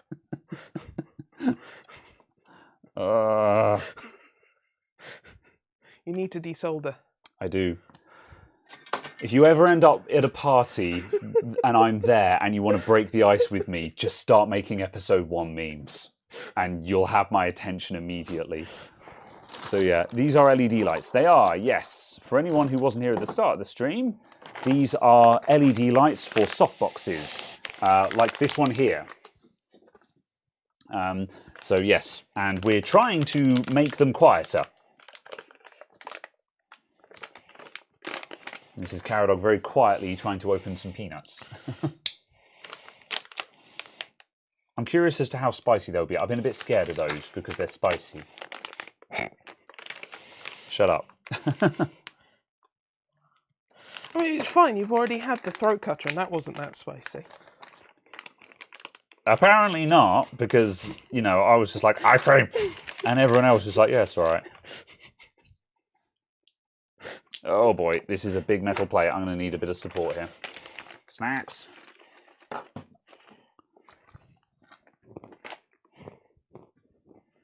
There we go.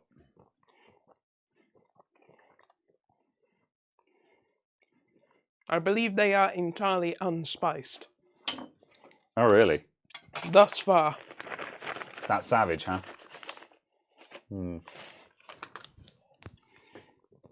If you added the resistance to their circuit, would they be dimmer and produce less heat, and thus not need a fan for cooling? Theoretically, yes, if the fan was temperature controlled. However, I believed at the start of this stream that if not temperature, that the fan had some level of control in it, that it was being increased or lowered depending on light output. However, when we put one of the Acacia fans in it earlier on, we discovered that there is in fact no control over it whatsoever, and it just runs it at full speed. So the Acacia fan we spinned just ran at 12 volts and was actually louder because it was a higher flow fan.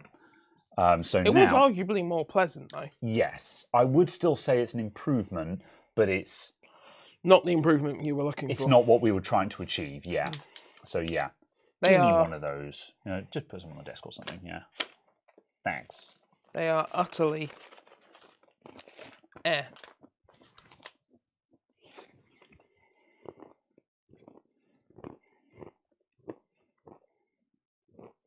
Okay.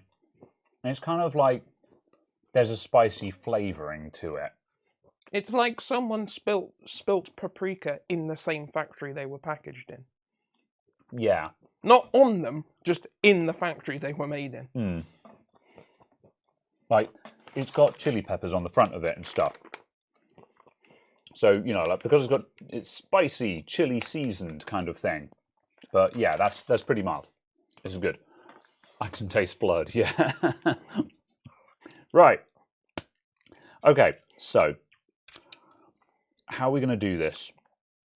We need to get some resistors in line with this connection here. Are you just going to cut this wire?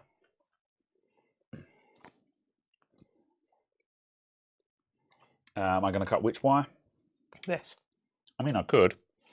Because then it means you can just run it under the fan. Yeah. Let's pull that out. So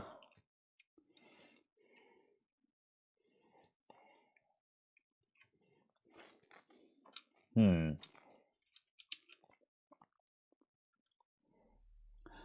sure. Let's see.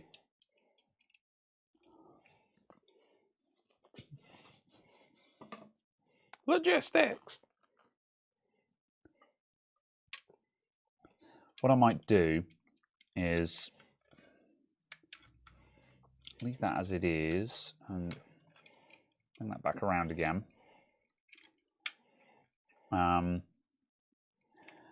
If I depin this, just tape off the TAC and PWM pins, so we've got just the red and the black, and then just might need to just like put a little bit of hot glue there, and then just have the resistors so they're just going whoop in the front of the fan. Yeah, okay. And then jump a wire back down there. Don't know. Part of me is tempted to just say, well, there's airflow blowing around in here anyway. Worst thing that can happen, like, there's two ways that it can fail. It's either going to fail open or it's going to fail closed. If it fails open, then the fan stops. And the light might burn out.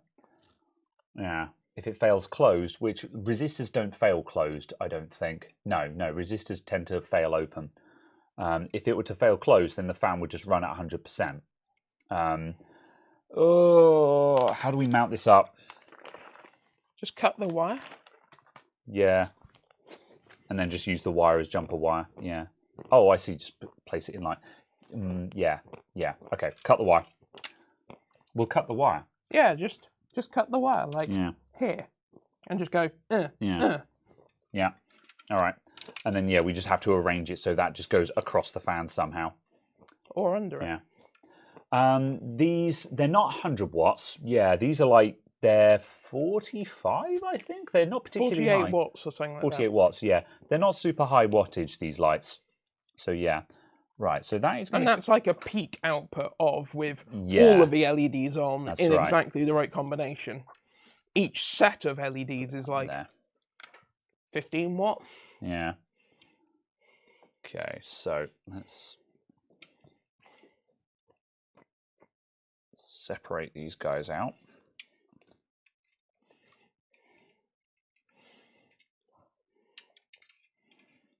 I'm just going to do that. Wouldn't use hot glue. Resistor and LEDs get hot. They're not going to get hot enough to melt hot glue, I don't think. Certainly not on the back, anyway. Yeah, definitely not because we're trying to mount them up. Yeah. In airflow for cooling kind of thing. Certainly a valid concern. But yeah, not a problem I think we're going to have. Right, we need to split this now so we get just the red. This is rather fiddly. Might need to get... Oh, actually, the knife is right there. Watch me just cut this wire in half. Oop. There we go. 100 watt is the one Paul got. Yes, correct. All right, there we go. Right, so that's where we're going to splice in our resistors. And so the resistors, I'm going to put these into a little bundle. I was going to try and do that on shot, but that's going to be difficult, so I'm going to do it off shot. Yeah, the 100 watt one is also just a single cob with a rather large heatsink on the back of it by comparison. It's got an actual proper heatsink that looks roughly like an Intel stock blower. Who knows, it might actually be one. Just the metal from it. So yeah, it's just one of them. And then there's a fan blowing onto it. Do you just say these are LEDs? Yes. Next question. I don't know what you mean. I said these are resistors. Oh, okay. I did. So it's like, that's a wire. Those are resistors. This is a fan. Help. We've got any more of this left? Yes, we have. Good. This will help me out. Are we still having a good time? Is this interesting? I have no gauge anymore for this show. I'm just like, we're just doing a thing. People keep showing up for it, so I assume they're enjoying themselves. Right. Time for le solder.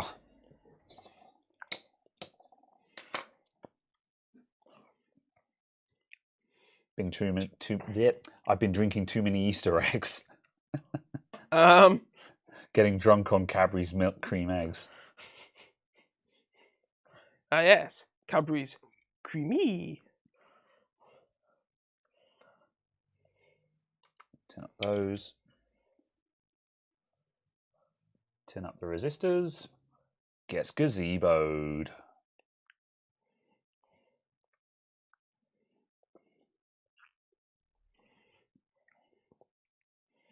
And you spot in the distance a warehouse. Is that like a werewolf? It is now!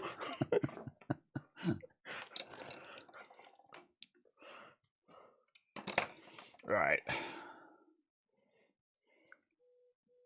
My heckin' the phone's a bit. My phone and the shop phone have been blowing up, and I'm a bit worried. Might actually have to check that in a moment. Or was that you that just beeped? It was me. Oh, okay, that's fine then. Good. Right. One. And you're a fan of fanless solutions. Absolutely. Passive is great when it's possible, but the problem is just the slightest breath of forced airflow is so much more effective that passive is it's really difficult to justify a passive solution when even the slightest whiff of air will half your temperatures, kind of thing. You always use steel wire sponge because you thought it was the same as brass. Same. Yeah. I was using wire wool for my soldering iron for a long time before someone was like, "You've got to get proper brass, otherwise you'll shred the tips." I was like, "Okay." In all fairness, I've never damaged a tip on it. I've normally damaged a tip just through wear and tear, but still. So what the thermocam? Well, what we'll do, we'll see if we can. I put the thermal camera on charge. Yeah, that's fine. Just because it pinged and was just like 23%. I was like, okay. I'll see if I can wire this up in such a way that we can turn the light on while the fan is running, and see. We might be able to just hold it at a slight distance or something and get a rough idea of what's going on. At the very least, what are the connections here? White and yellow. And then we've got the RG and B there. I'm just trying to figure out if we can leave these disconnected and have it work. We might be able to. We could try it. The worst, like if something is not connected, then those LEDs just won't light up. So yeah, we could just run it open. I've just got to make sure these don't touch anything. So, right, so that's going to go down there. That's going to plug in like that. Positive low. And so now we've just got to make sure that that falls across the airflow somehow. And that's actually, we do that, go all the way around the fan.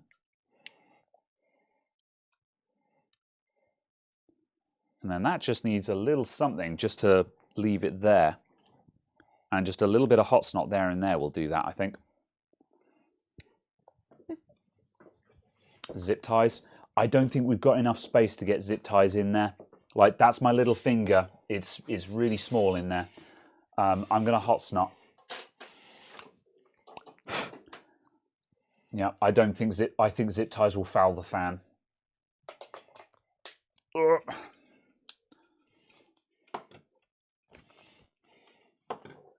Right. The resistors contact the LED heat plate, they'll heat sink together. Yeah. I don't know how hot the plate is going to get. We might find out in a moment. Or, well, the We could test it by putting a little bit of tape on the back of it. Yeah. At the moment, it's too shiny for the thermal camera to be able to tell us. No, the screw holes. Let me just mount this somewhere. Put a zip tie through there. I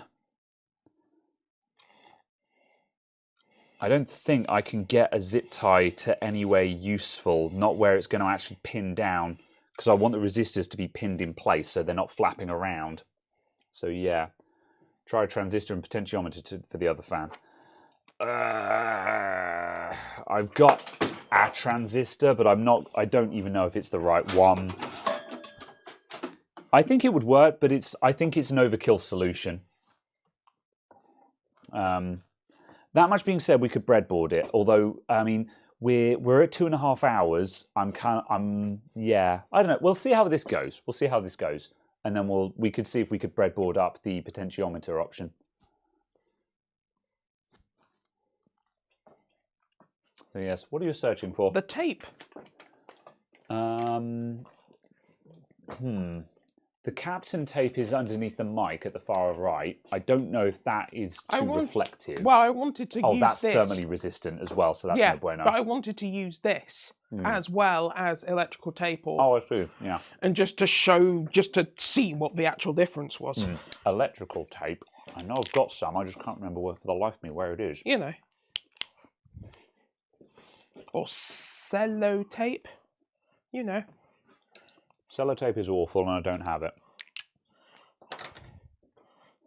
That much being said, I don't know where any electrical tape is.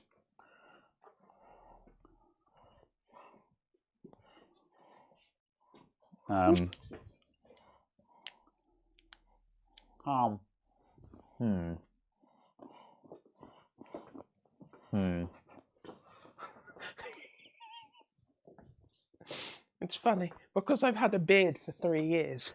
Did you start stroking your No. beard? No. Because I've shaved. Walking at this speed is sufficient for me to feel the cooling effect on my face. And it was just the fact that I was just like, okay. Right. It's hot snot these down. It did me a minor surprise. I was just like, okay. Come on, glue gun. Anything? Oh, that's way too much.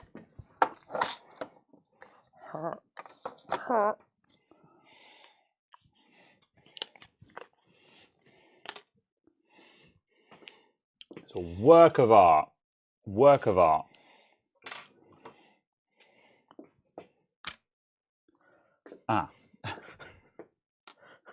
Very well. Thermal pad. I mean, it's just, yeah, it's what is designed to do it, so yeah. All right, that's hideous, but it's very difficult to do tidy hot glue. You know what I fucking hate about hot glue guns is they never stay in place.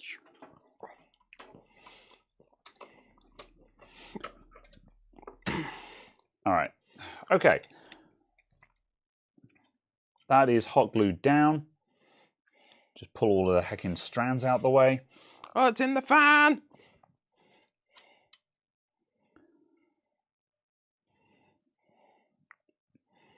Right, that guy needs to go down there. There we go. Cool. This is a work of art. That is what I will keep telling myself. Right, those are going there. All right. Just turning this around just so everything is visible. Cool. Right, I think we're ready to power this up and see what it does. Chat is very dead. Yeah, it's quiet, but this is fine. It's a bit of a slow stream, this one, but it's one of the reasons why I don't like getting too mired in weird technical experiments like this, because it does slow things down. Oh boy. That is a color option. Ah, yes. This is not very useful. Okay.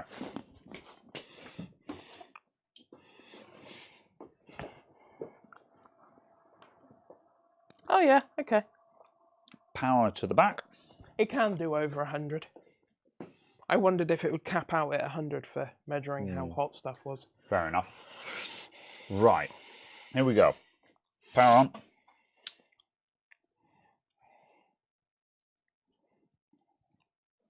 Right, it is working. And it is RGBing. It is fluorescing. Explosions.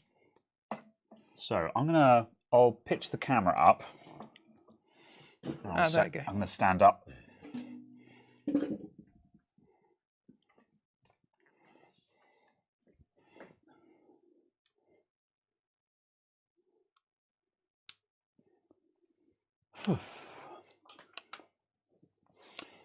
Have you left the cellophane on the back? Yes, intentionally. Right, so here's our setup. Would you recommend a FLIR cam over the all-in-one types? I wouldn't recommend the FLIR 1, which is what I have here. It's not very good, if I'm honest. There is no difference in any of the surfaces. It might not have been on for long enough, because like that, it's got to heat up this metal plate still. Yeah. So we are seeing 34, I think. I'm going to come down a little bit lower than that, because we don't need to be quite that high. Hold on. Give me the slider, thank you. Maximum closeness. Aha. Yeah, 34, 40. Yeah, 40. Okay. So I think that's quite survivable. Yeah. I mean, it's good enough. This is not a pretty solution, but it doesn't need to be pretty. However, it is silent. Like, even with that going in the background, it is...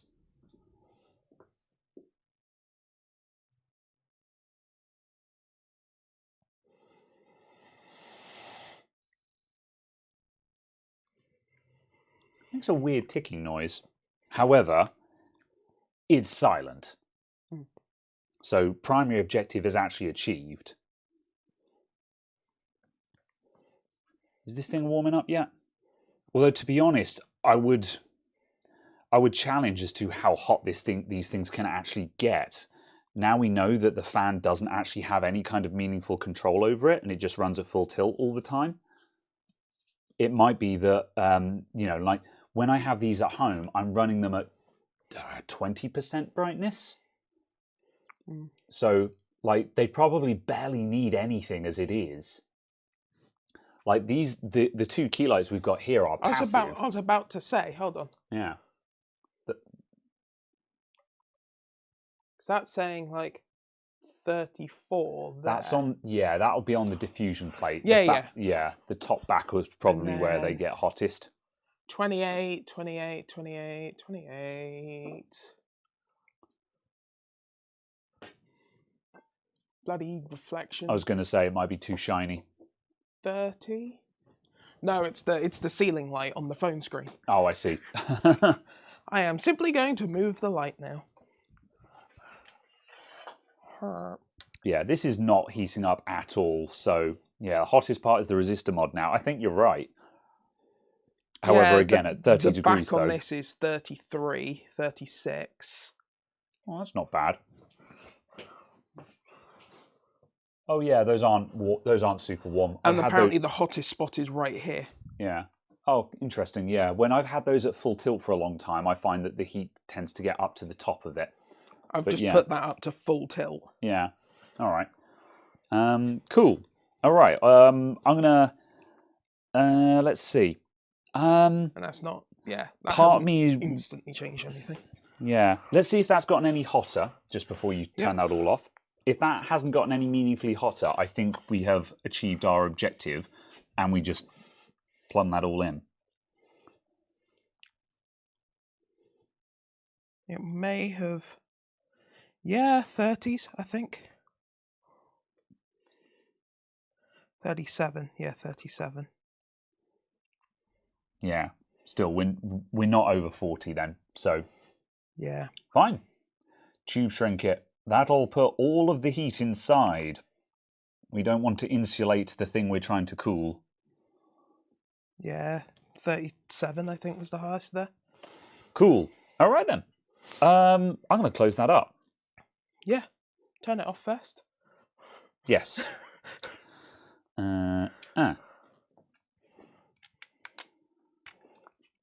Right. So we've got enough resistors. Let's see. 244. Oh no! Oh, you ruined it. Mega ruined.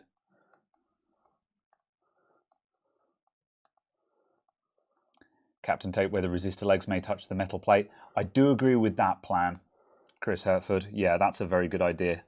Is captain tape on the back to... Come here. Come off. Because, yeah, that would be a bad time. There we go. Yep. Okay, right. So that's going to go over there. That's going to go there-ish.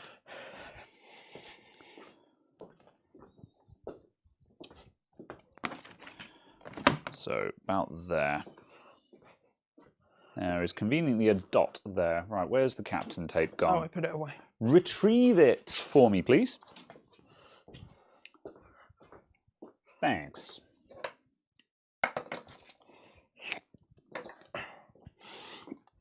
The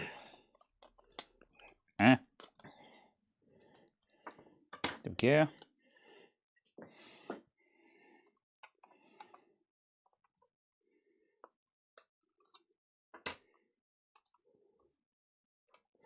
Yeah, there's definitely offer more that heat up. now.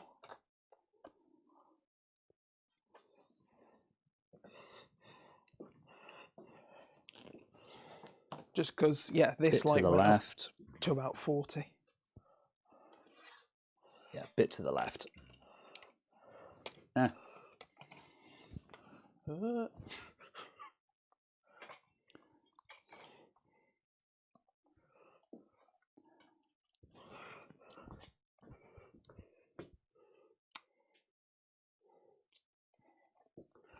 There we go.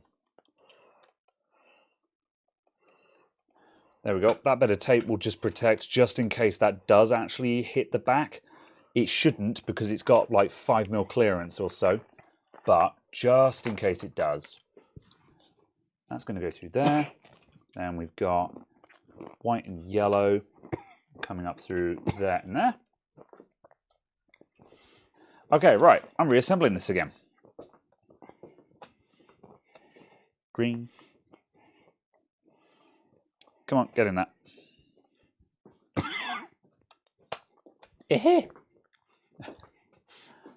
Why not put the tape on the resistor?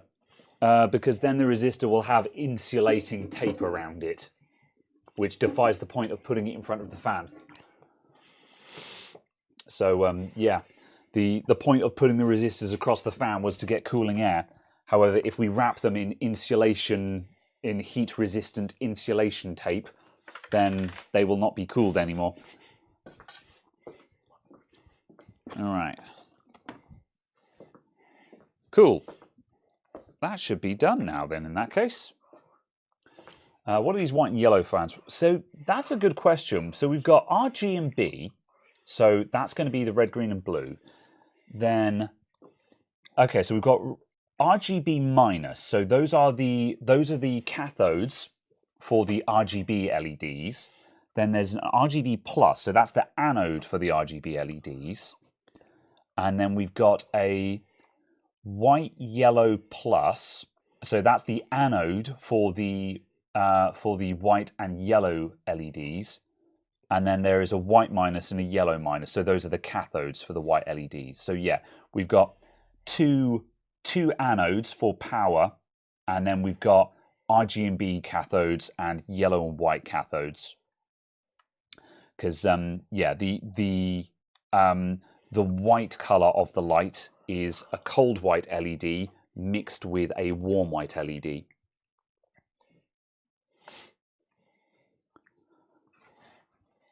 So it was working in RGB mode with these guys disconnected because we weren't using the white LEDs. So yeah, that makes sense. Heck. This board is all metal and it's like trying to solder to an anchor. which is why I'm doing a bit of a botched job with this.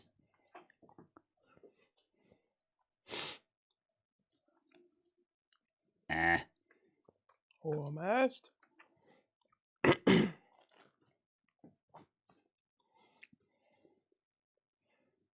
Come on, get some good flow in there. No, I don't like that. Better. Do you need to actually use your hot air station as well? I mean, that would make it better, but I can do it without. But assistive airflow is a very valid strategy. Oh my god, that's still just awful. Come on, I want something... Like, it's fine, I just want something that's a little bit more confident than that. That'll do. All right. Really, I should clean up those pads and do it all again. However, I'm not actually confident that my soldering iron has got the grunt to do that. So I'm just blobbing solder on. There we go. Good. Okay, right. Reassembly. Screws in. Screws in. Let's go. Better than factory. Yeah. Something like that. Like a bought one. Good enough for Australia.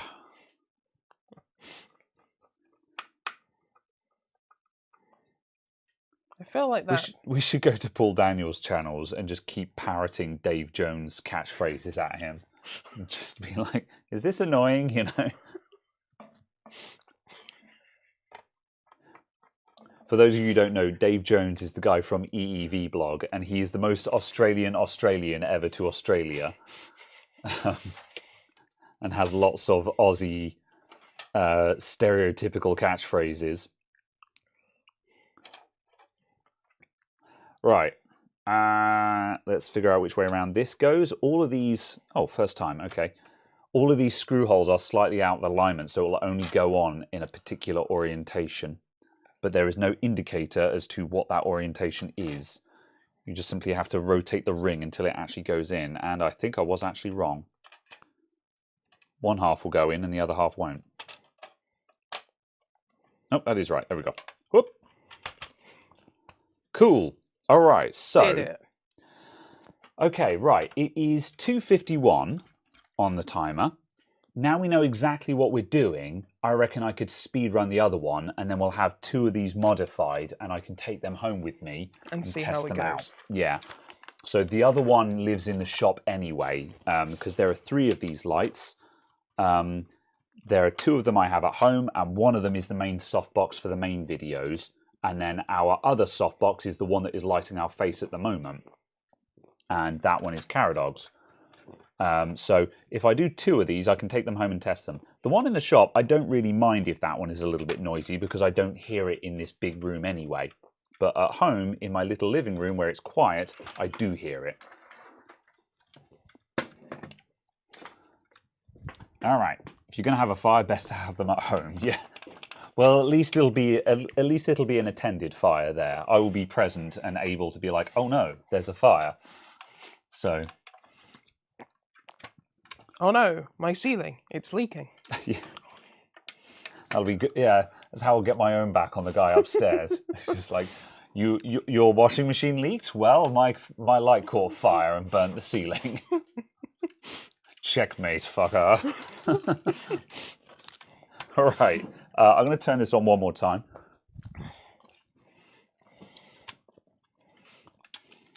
Right, that is RGBing. So let's now mode.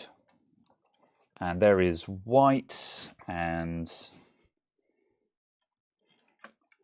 warm white and cold white, which you guys can't see on the camera, but it's there. And full brightness, warm white, cold white. All right, very good.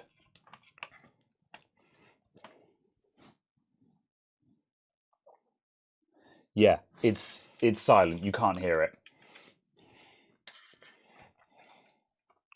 It's genuinely silent. I'm tempted to say might have gone too low.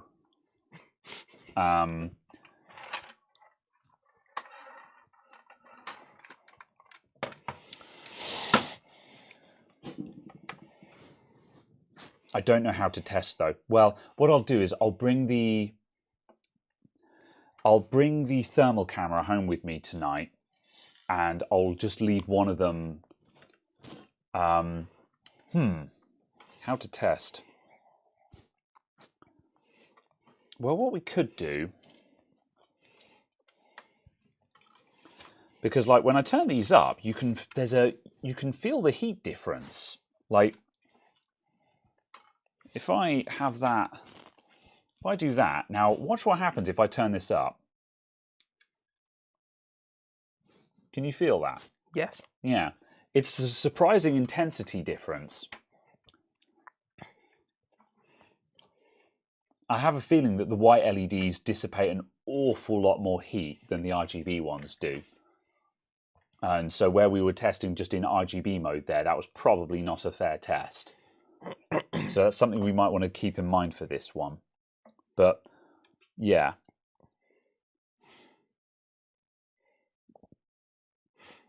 Well, you can test 3 220s, can't you? Yeah. The other interesting thing is it seems to pulse the power to the fan. Because remember how I said it was an inconsistent grumbling noise? Now it's wired into this one. Have a listen to that.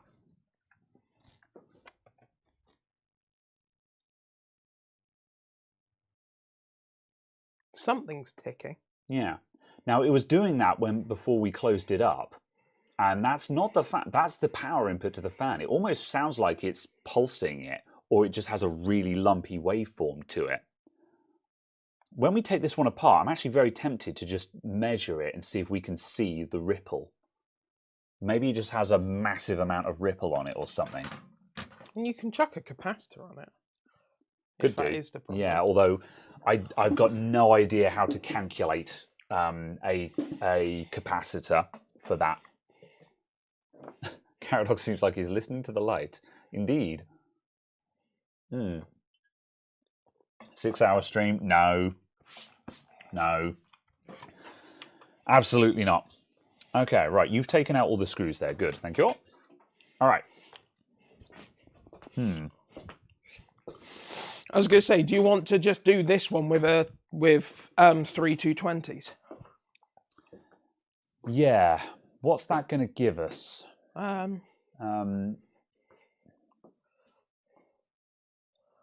going to be more than 3 330s, though, isn't it?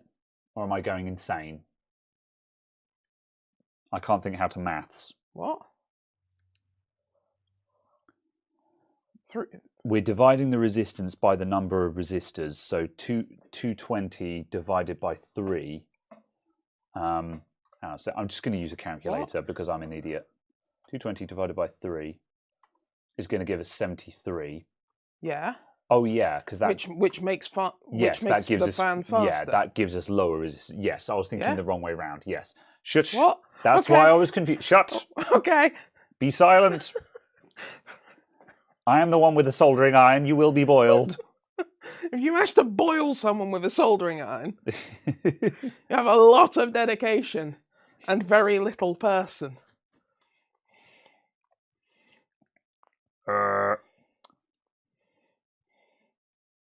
Boost! Might need to.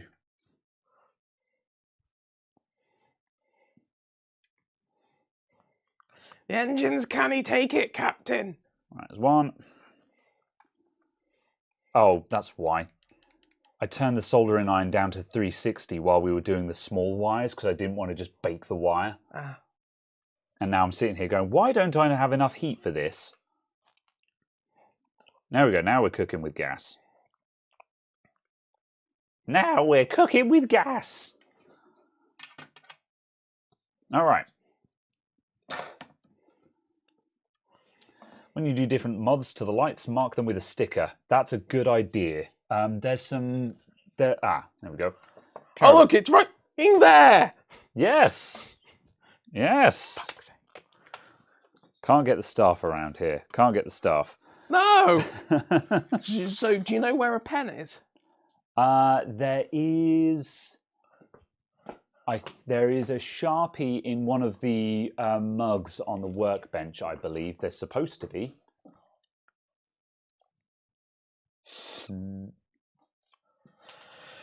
Just writing in thermal compound.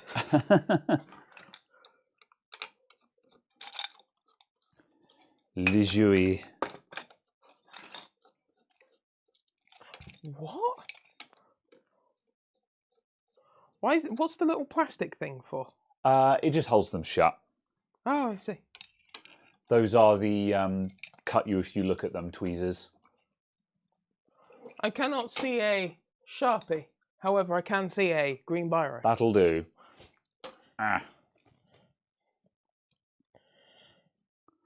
Which does not work.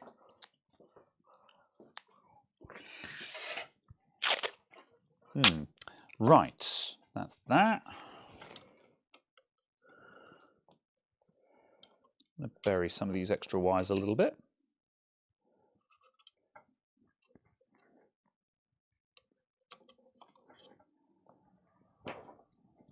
Right, now we'll pull this guy off.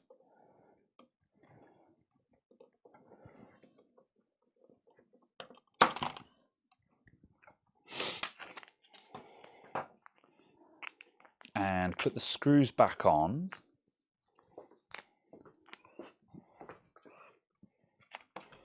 Oops.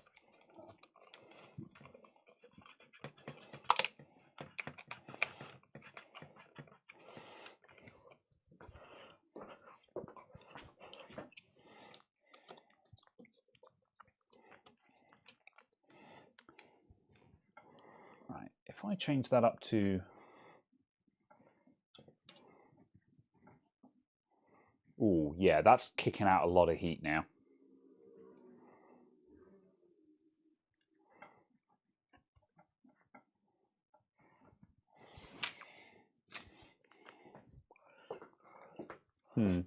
We'll see. You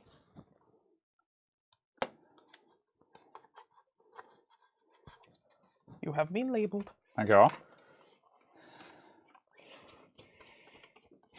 We needed to do a thermal test on one of these before we did modifications.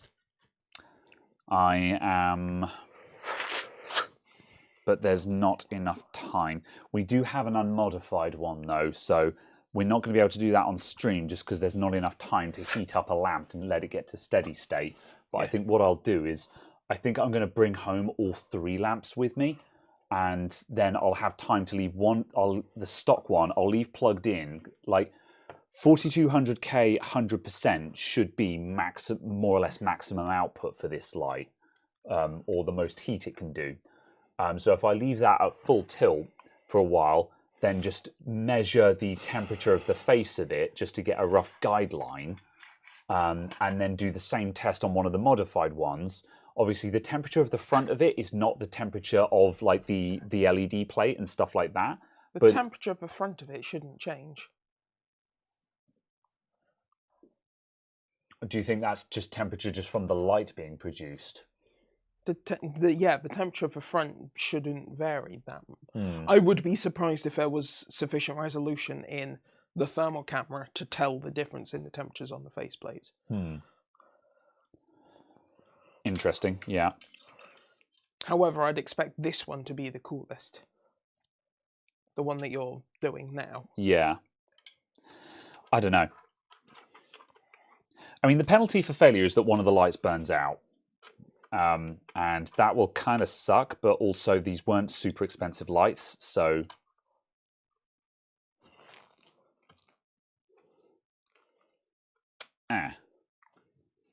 Oop, there we go. Crunch? Not crunch, satisfying click. There's a difference. Is that what you call it when you rip out all of the clips from something? Satisfying click. Definitely not irreparable clip damage. I see. Right. Figure out the wiring route.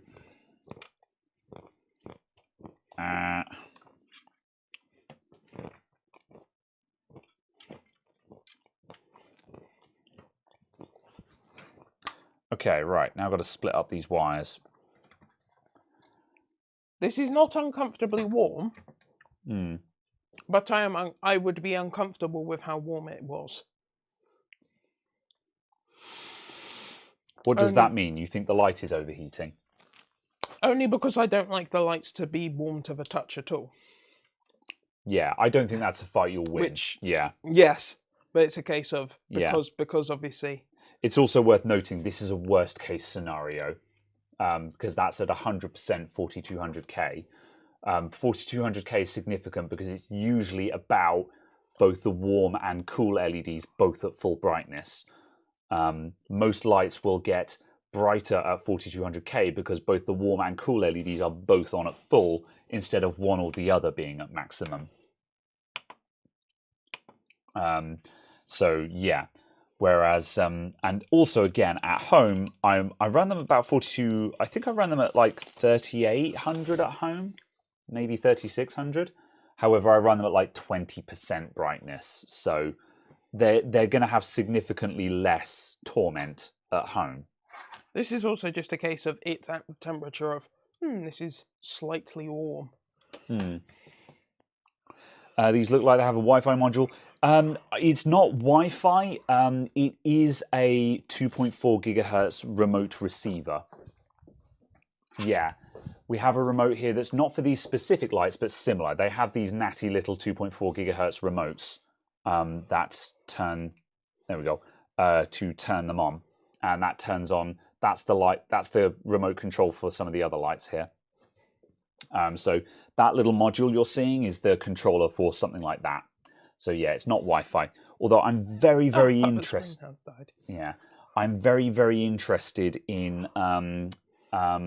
anyone who can hack these because I would very much like to achieve software control of these particular lights.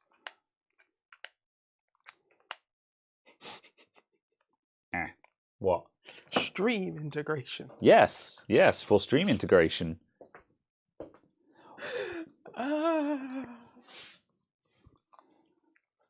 Like, I could just buy lights that just are smart lights and have software control, but it's difficult to find photography class lights that also have that. Yes. All right, run that all around there.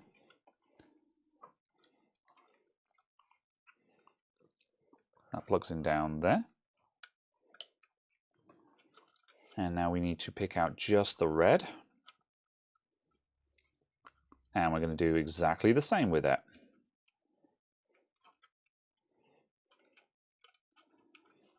All right, okay.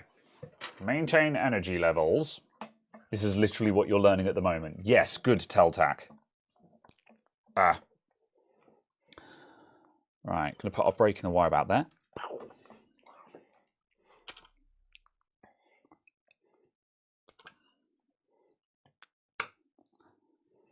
Oh. Hello? Here. The resistors. The lights resistors. The resistors for the lights. The light-specific resistors. Light-specific resistors? Hold on, that sounds awful. An LDR? All right. Right, what were we going with? 2 of these or three? Three. Three. Yeah, 3 220s, yep. Yes, 3 for the dissipative size, and 220s for more fan speed. Good.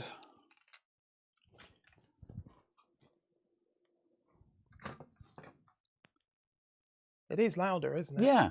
It's got, see what I mean? There's some amount of control in there. I just don't know how it's controlling it.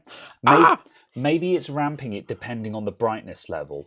Maybe when it's on RGB mode, it puts them on super quiet because it knows that it's not kicking out any heat. And then when you put it on white mode, it runs the fans harder because it knows you're actually going to produce more heat. So how do we put it into RGB? Is it that one? Yeah, so that's now hue, so that's just one color. Just putting it to red hasn't changed it. And then if you press it again, now that's on the spectrum mode.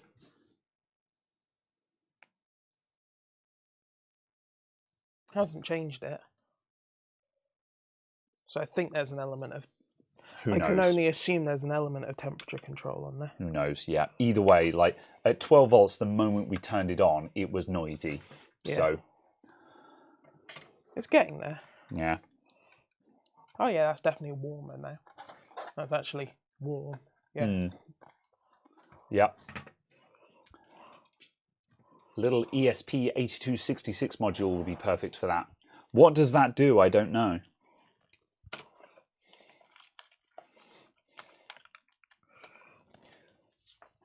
Whoop.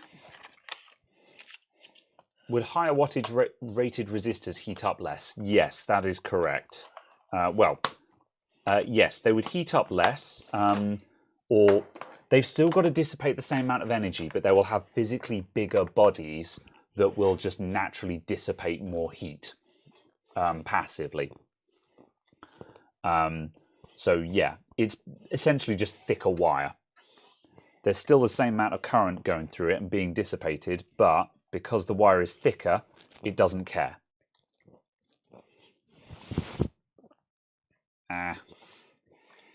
I need to tin these wires first. Ah! All right. Also, just looked like you were feinting hand-eye coordination there. Slightly. I'm getting tired, so I'm just like, come on, you can do this.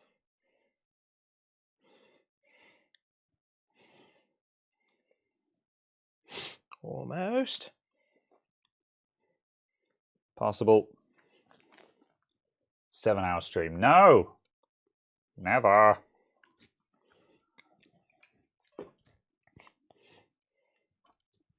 Whoop.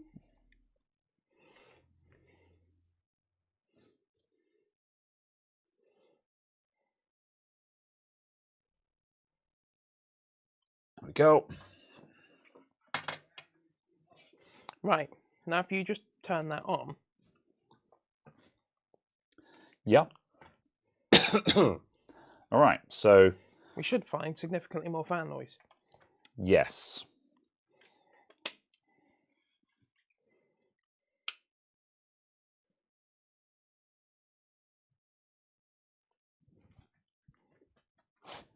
It is silent. Right, let's put it to Rugaba.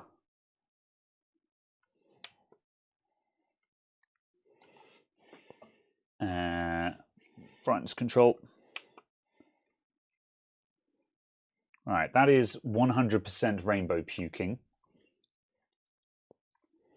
However, we've already determined that rainbow puke doesn't seem to create a meaningful amount of heat in these lights.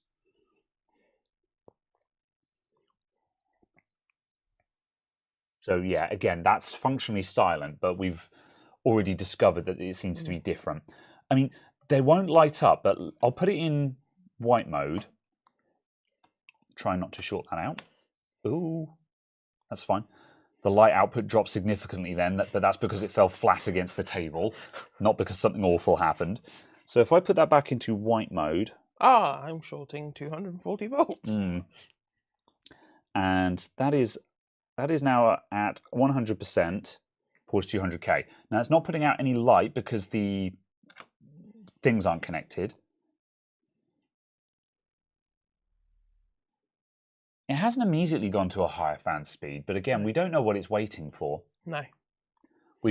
I've got no idea how it's controlling that fan speed or what metric it's using. However, it should be faster because the resistance is less. Agreed. So you can, at the very least, confirm whether this is too high or not. Yeah. Too high a temperature or not. Yeah.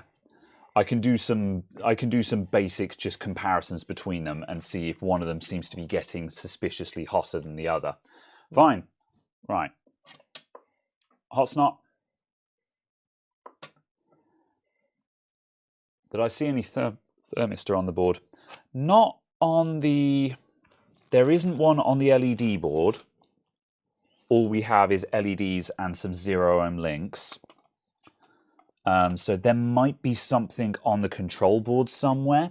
If there is, it's not prominently placed. Everything is on the other side of the board. Oh, that's the back of the switch. Yeah. Right. Mm.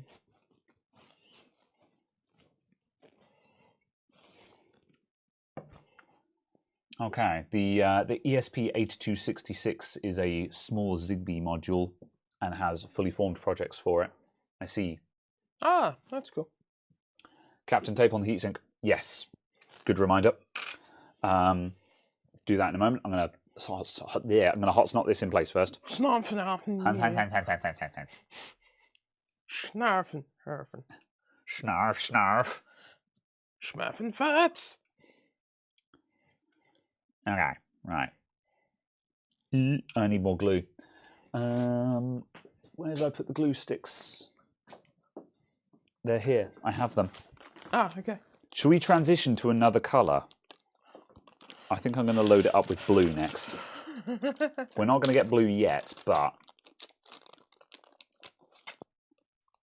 the next time we'll see blue. And in the meantime, we'll get some kind of weird amalgamation of both. All right.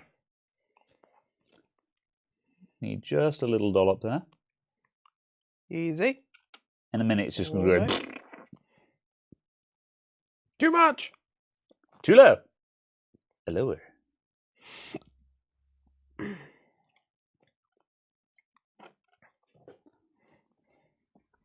Now all of China knows you're here.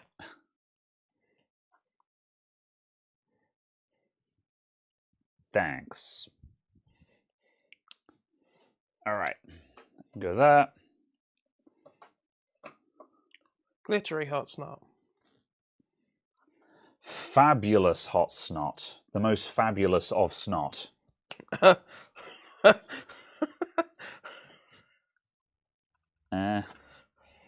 right. Work of art. It's a joy forever. Oh, it is a Wi-Fi module. I see. Like I said, you need to don't know anything about these. Watch out, this green one is doing some crazy things. Oh yeah. Right, how's that? I need to rotate significantly, I think. Yeah, all the way around to there. There we go. So that needs to come around to there, there. It's going to go in about there. There we go. That's more like it. Right, yellow. Captain tape. Oh yeah, Captain tape. Yep. Captain who? Doctor, actually. I didn't watch enough Doctor Who to actually know. Is it ever explained why he's called the Doctor? Because he is. No, not that I know of. Fair enough. It's all on iPlayer if you care. No, not really. I'm just kind of curious about one or two things, but I mean, I would give season 1 with Christopher Eccleston a watch. I heard, yeah, I kind of. It is very good. Yeah. At the very least, I would say you need to watch.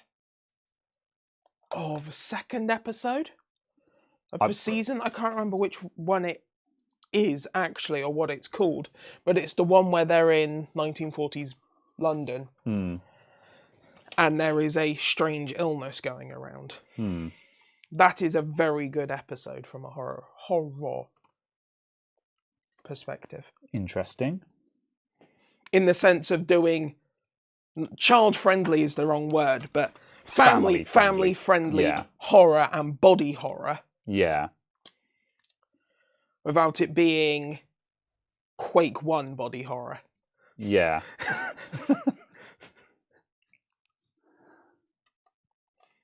Or was it Quake 2 you saw it? Can't remember. Whichever one where you saw it, where it was just like, oh my god! I mean, Quake 2 is a lot of body horror, and Quake 4 is just like, okay. A little bit more.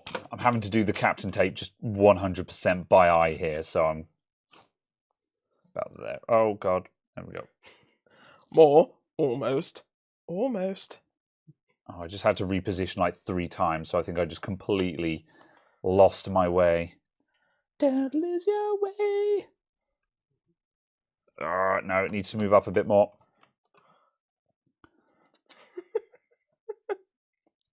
Oh, that was wrong, but let's just try that for the lols.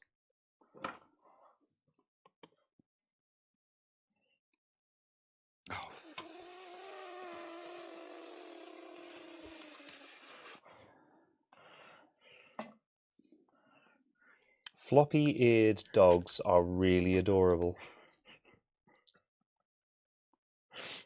All right, that's it. I'm committing to it, therefore it has to be right.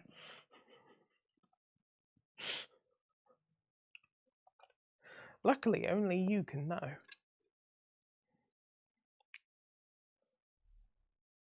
Good enough. It's not even going to matter because they're stuck down.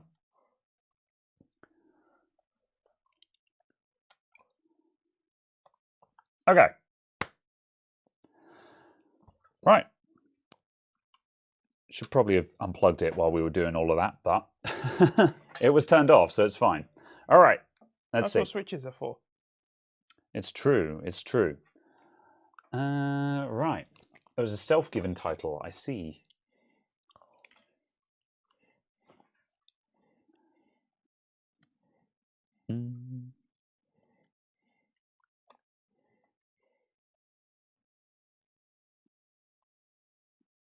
Get some heat in there.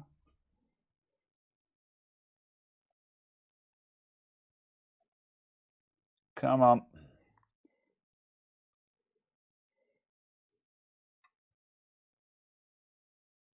Go. 1.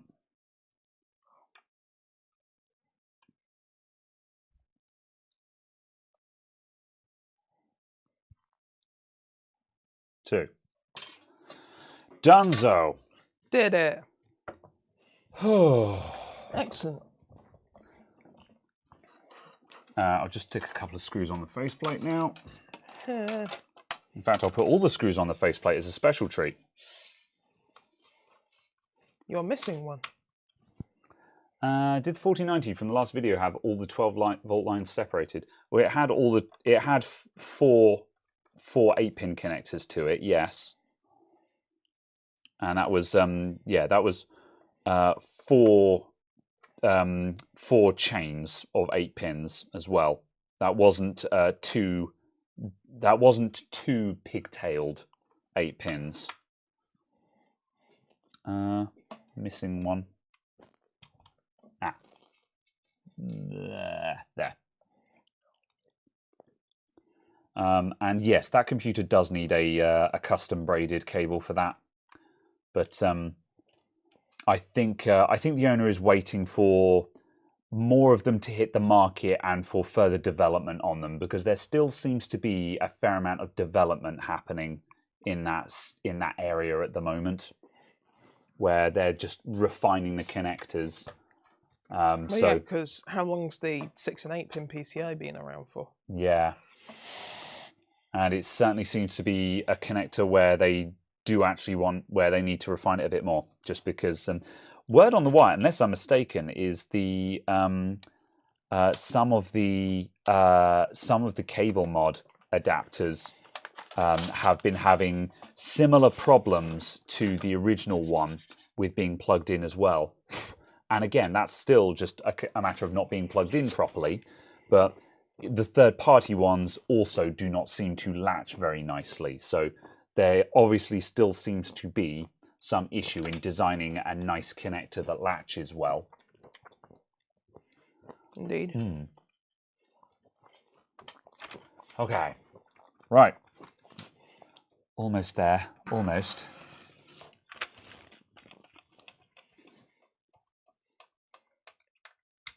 Whoop.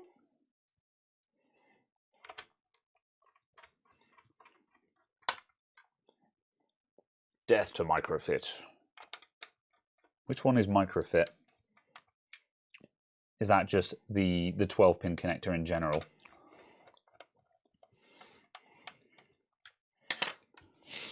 I thought the 12-pin connector was all right. You know, like the 30 Founders Series one.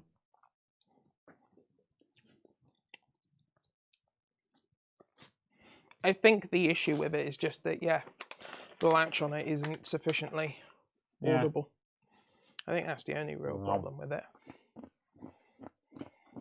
Okay.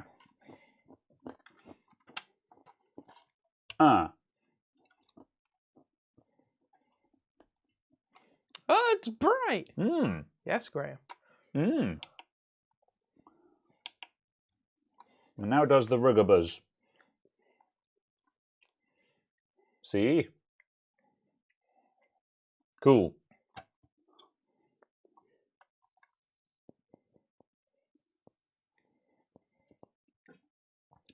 See, I can hear the fan running on that one a little bit more. Like, not to a problematic amount. It's still, like, that's a good level of noise. You can hear it has a fan in it, where that one was, like, suspiciously quiet.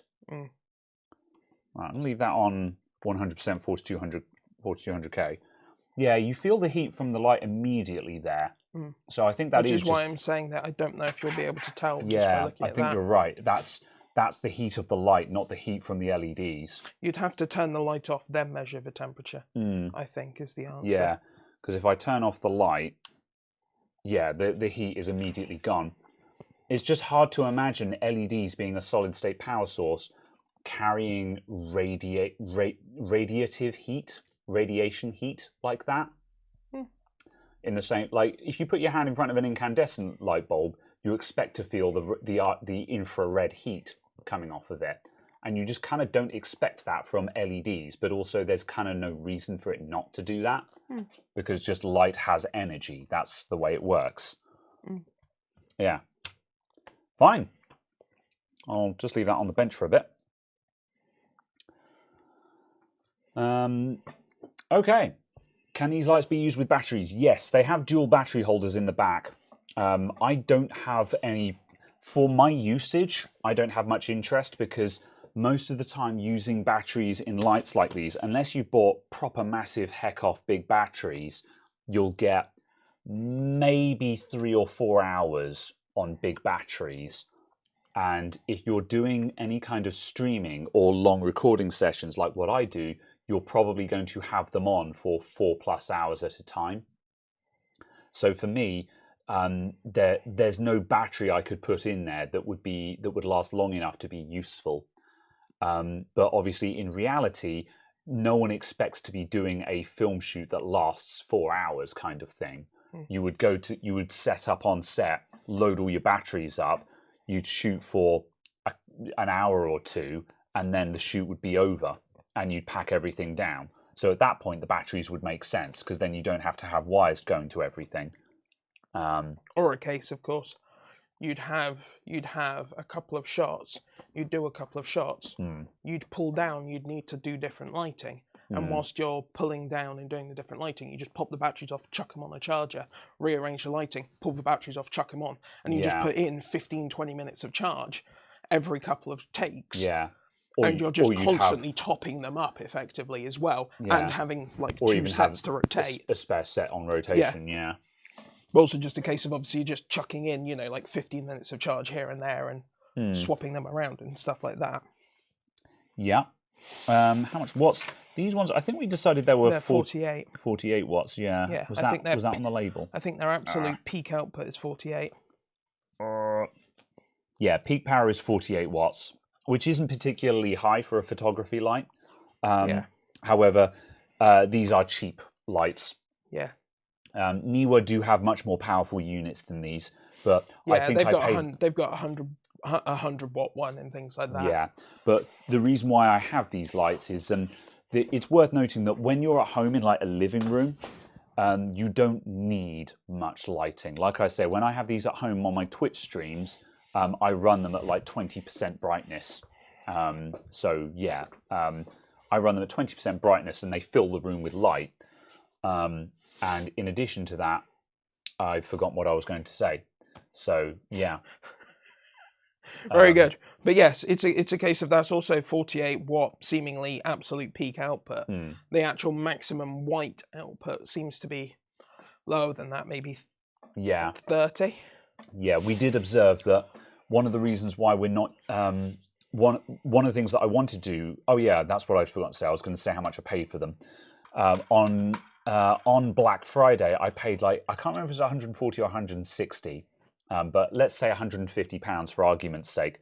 £150 for 3 of these with 2 C stands and a boom stand, which is this one behind, which has a massive hecking boom arm on it. that can do the big old, well, yeah, Caradog is... this one? Yes, this one. Yep, Caradog is doing the demonstration. So yeah, 2 C-stands and this big boy boom arm that can actually sit out over the top of everything. And obviously the softboxes themselves as well. So even though they're low power, £150 for 3 of these with the stands and the power supplies, that's a steal, man. If you need photography lighting for a stream or any kind of videography setup, that is a lot of bang for your buck. So yeah. Ta-da! Be boomed.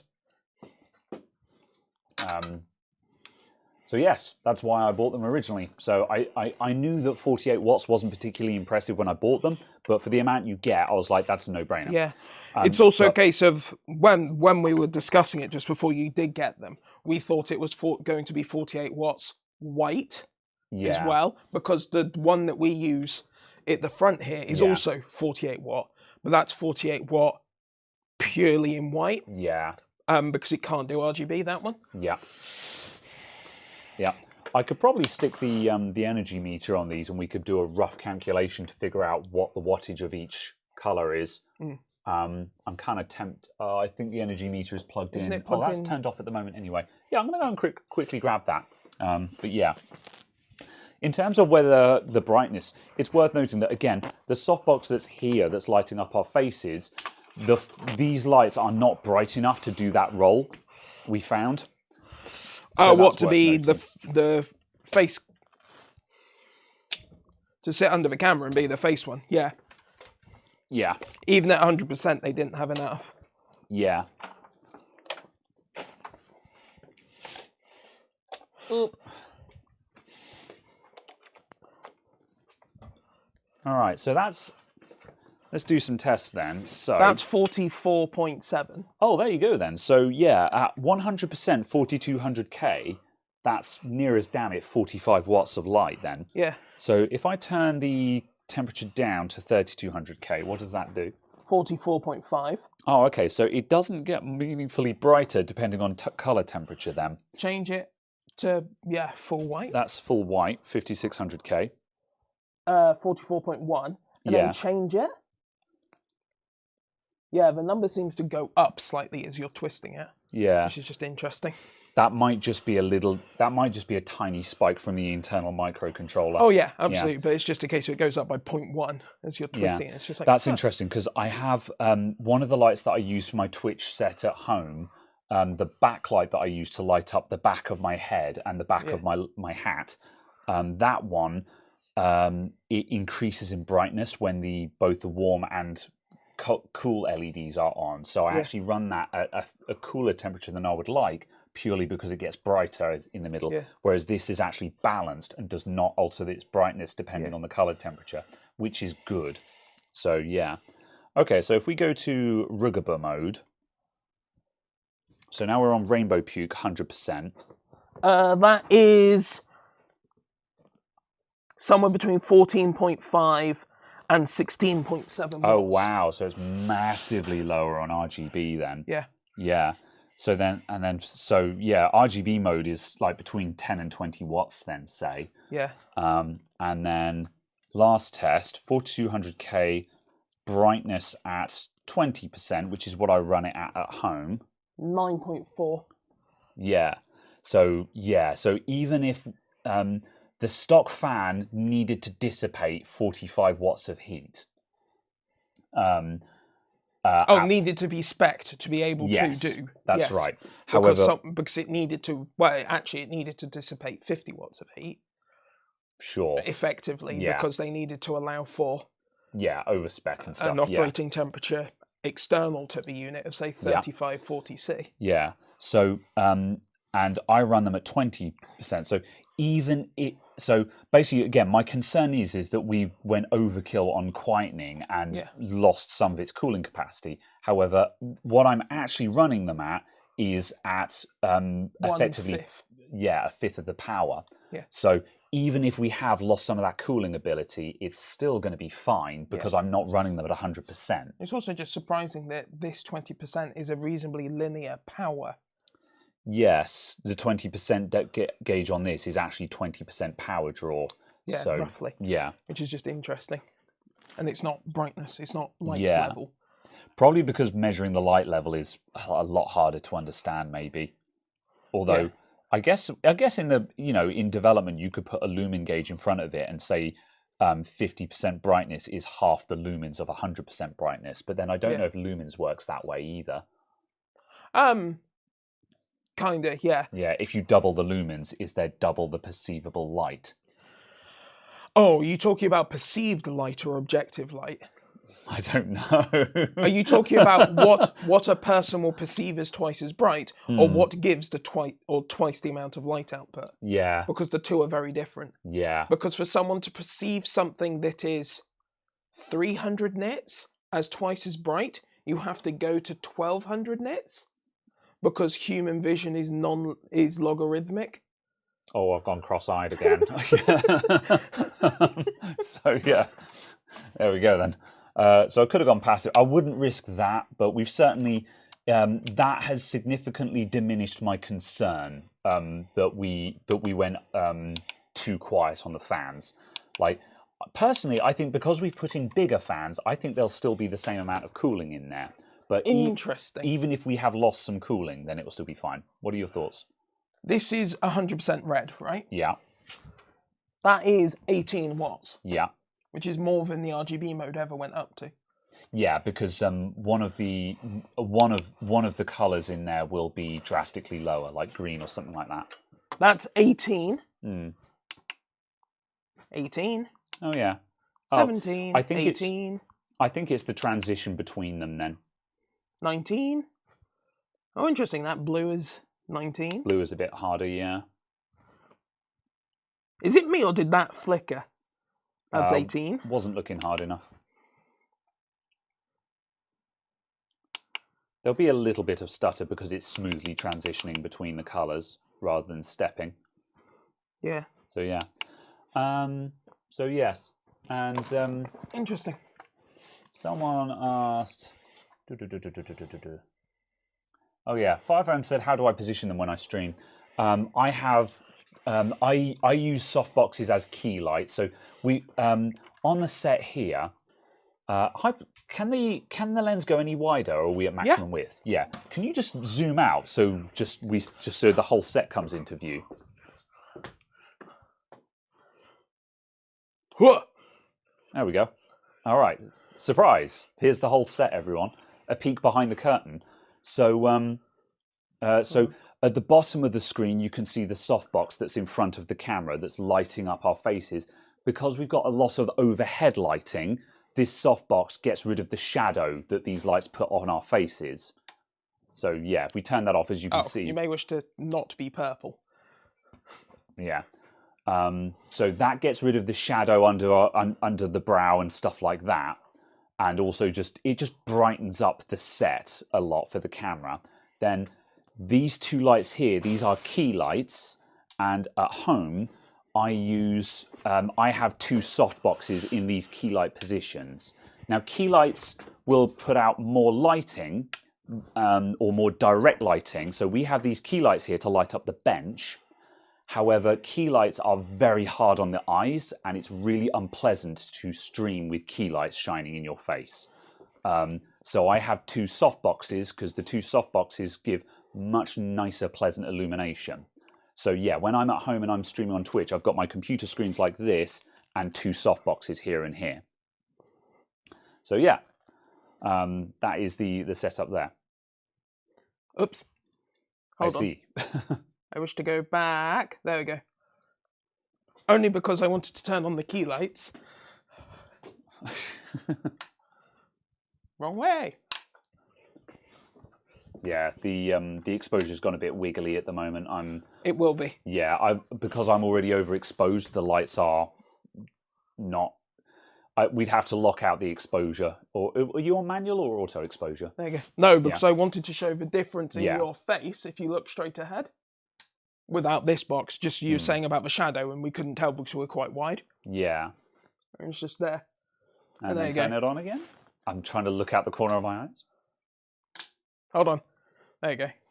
does make a lot of difference to my face, but I think that's also because we've got the key lights on as well. Because like when we first set this guy up and we were first running, we weren't running with key lights at the same time.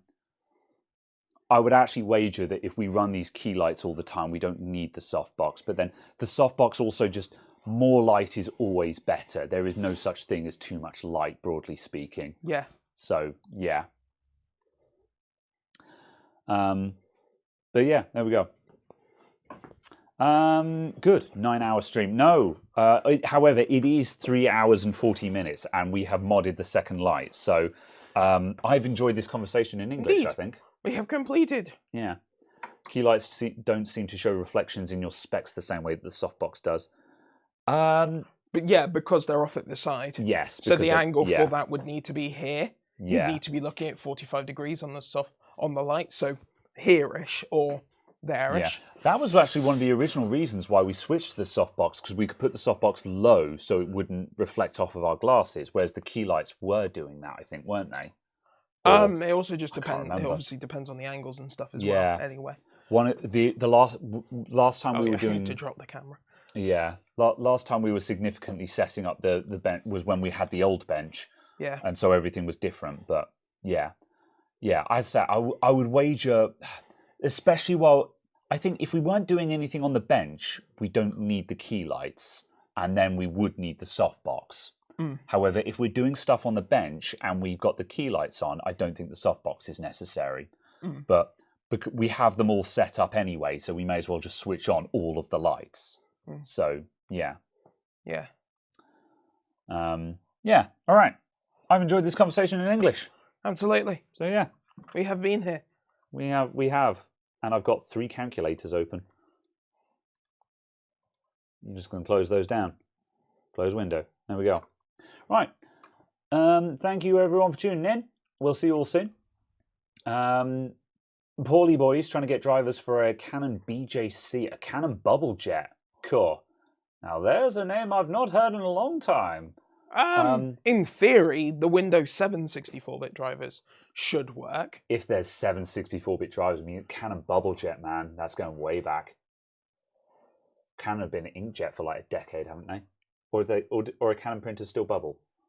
Yeah, but Windows 7 came out 12 years ago. Yeah, that's true. Yeah. Try the Windows 10. Try the Windows 7 64-bit drivers, or the Vista 64-bit ones. Yeah, or just... basically any 64-bit driver that is Vista or newer. Vista 7, 8, 8.1. Yeah. Nonetheless, that's about all I can really recommend. Good luck. Good luck. Good luck. Indeed. I will find you. Goodbye, everyone. I'll see you tomorrow on Twitch. I'll be streaming Ocarina of Time, twitch.tv. We need a mod who I can get to do the thing. However, I'll bash it to the chat now. ! Twitch. Actually, I think anyone is allowed to do it. No, only the mods are allowed to do it. That would be dumb. It's fine. Otherwise. We can fix this and just mod Psy. Yeah, we should mod Psy. Psy, you're a mod. How do I mod Psy? Oh, I've got to go all the way over here. Psy. There we go. All right, there we go. It's already been done. But next time, Psy, you're now obligated to show up to future streams. Thank you all for tuning in. Goodbye. I'm leaving now. See you. Goodbye forever. Have a beautiful time. Bye. Have a beautiful time.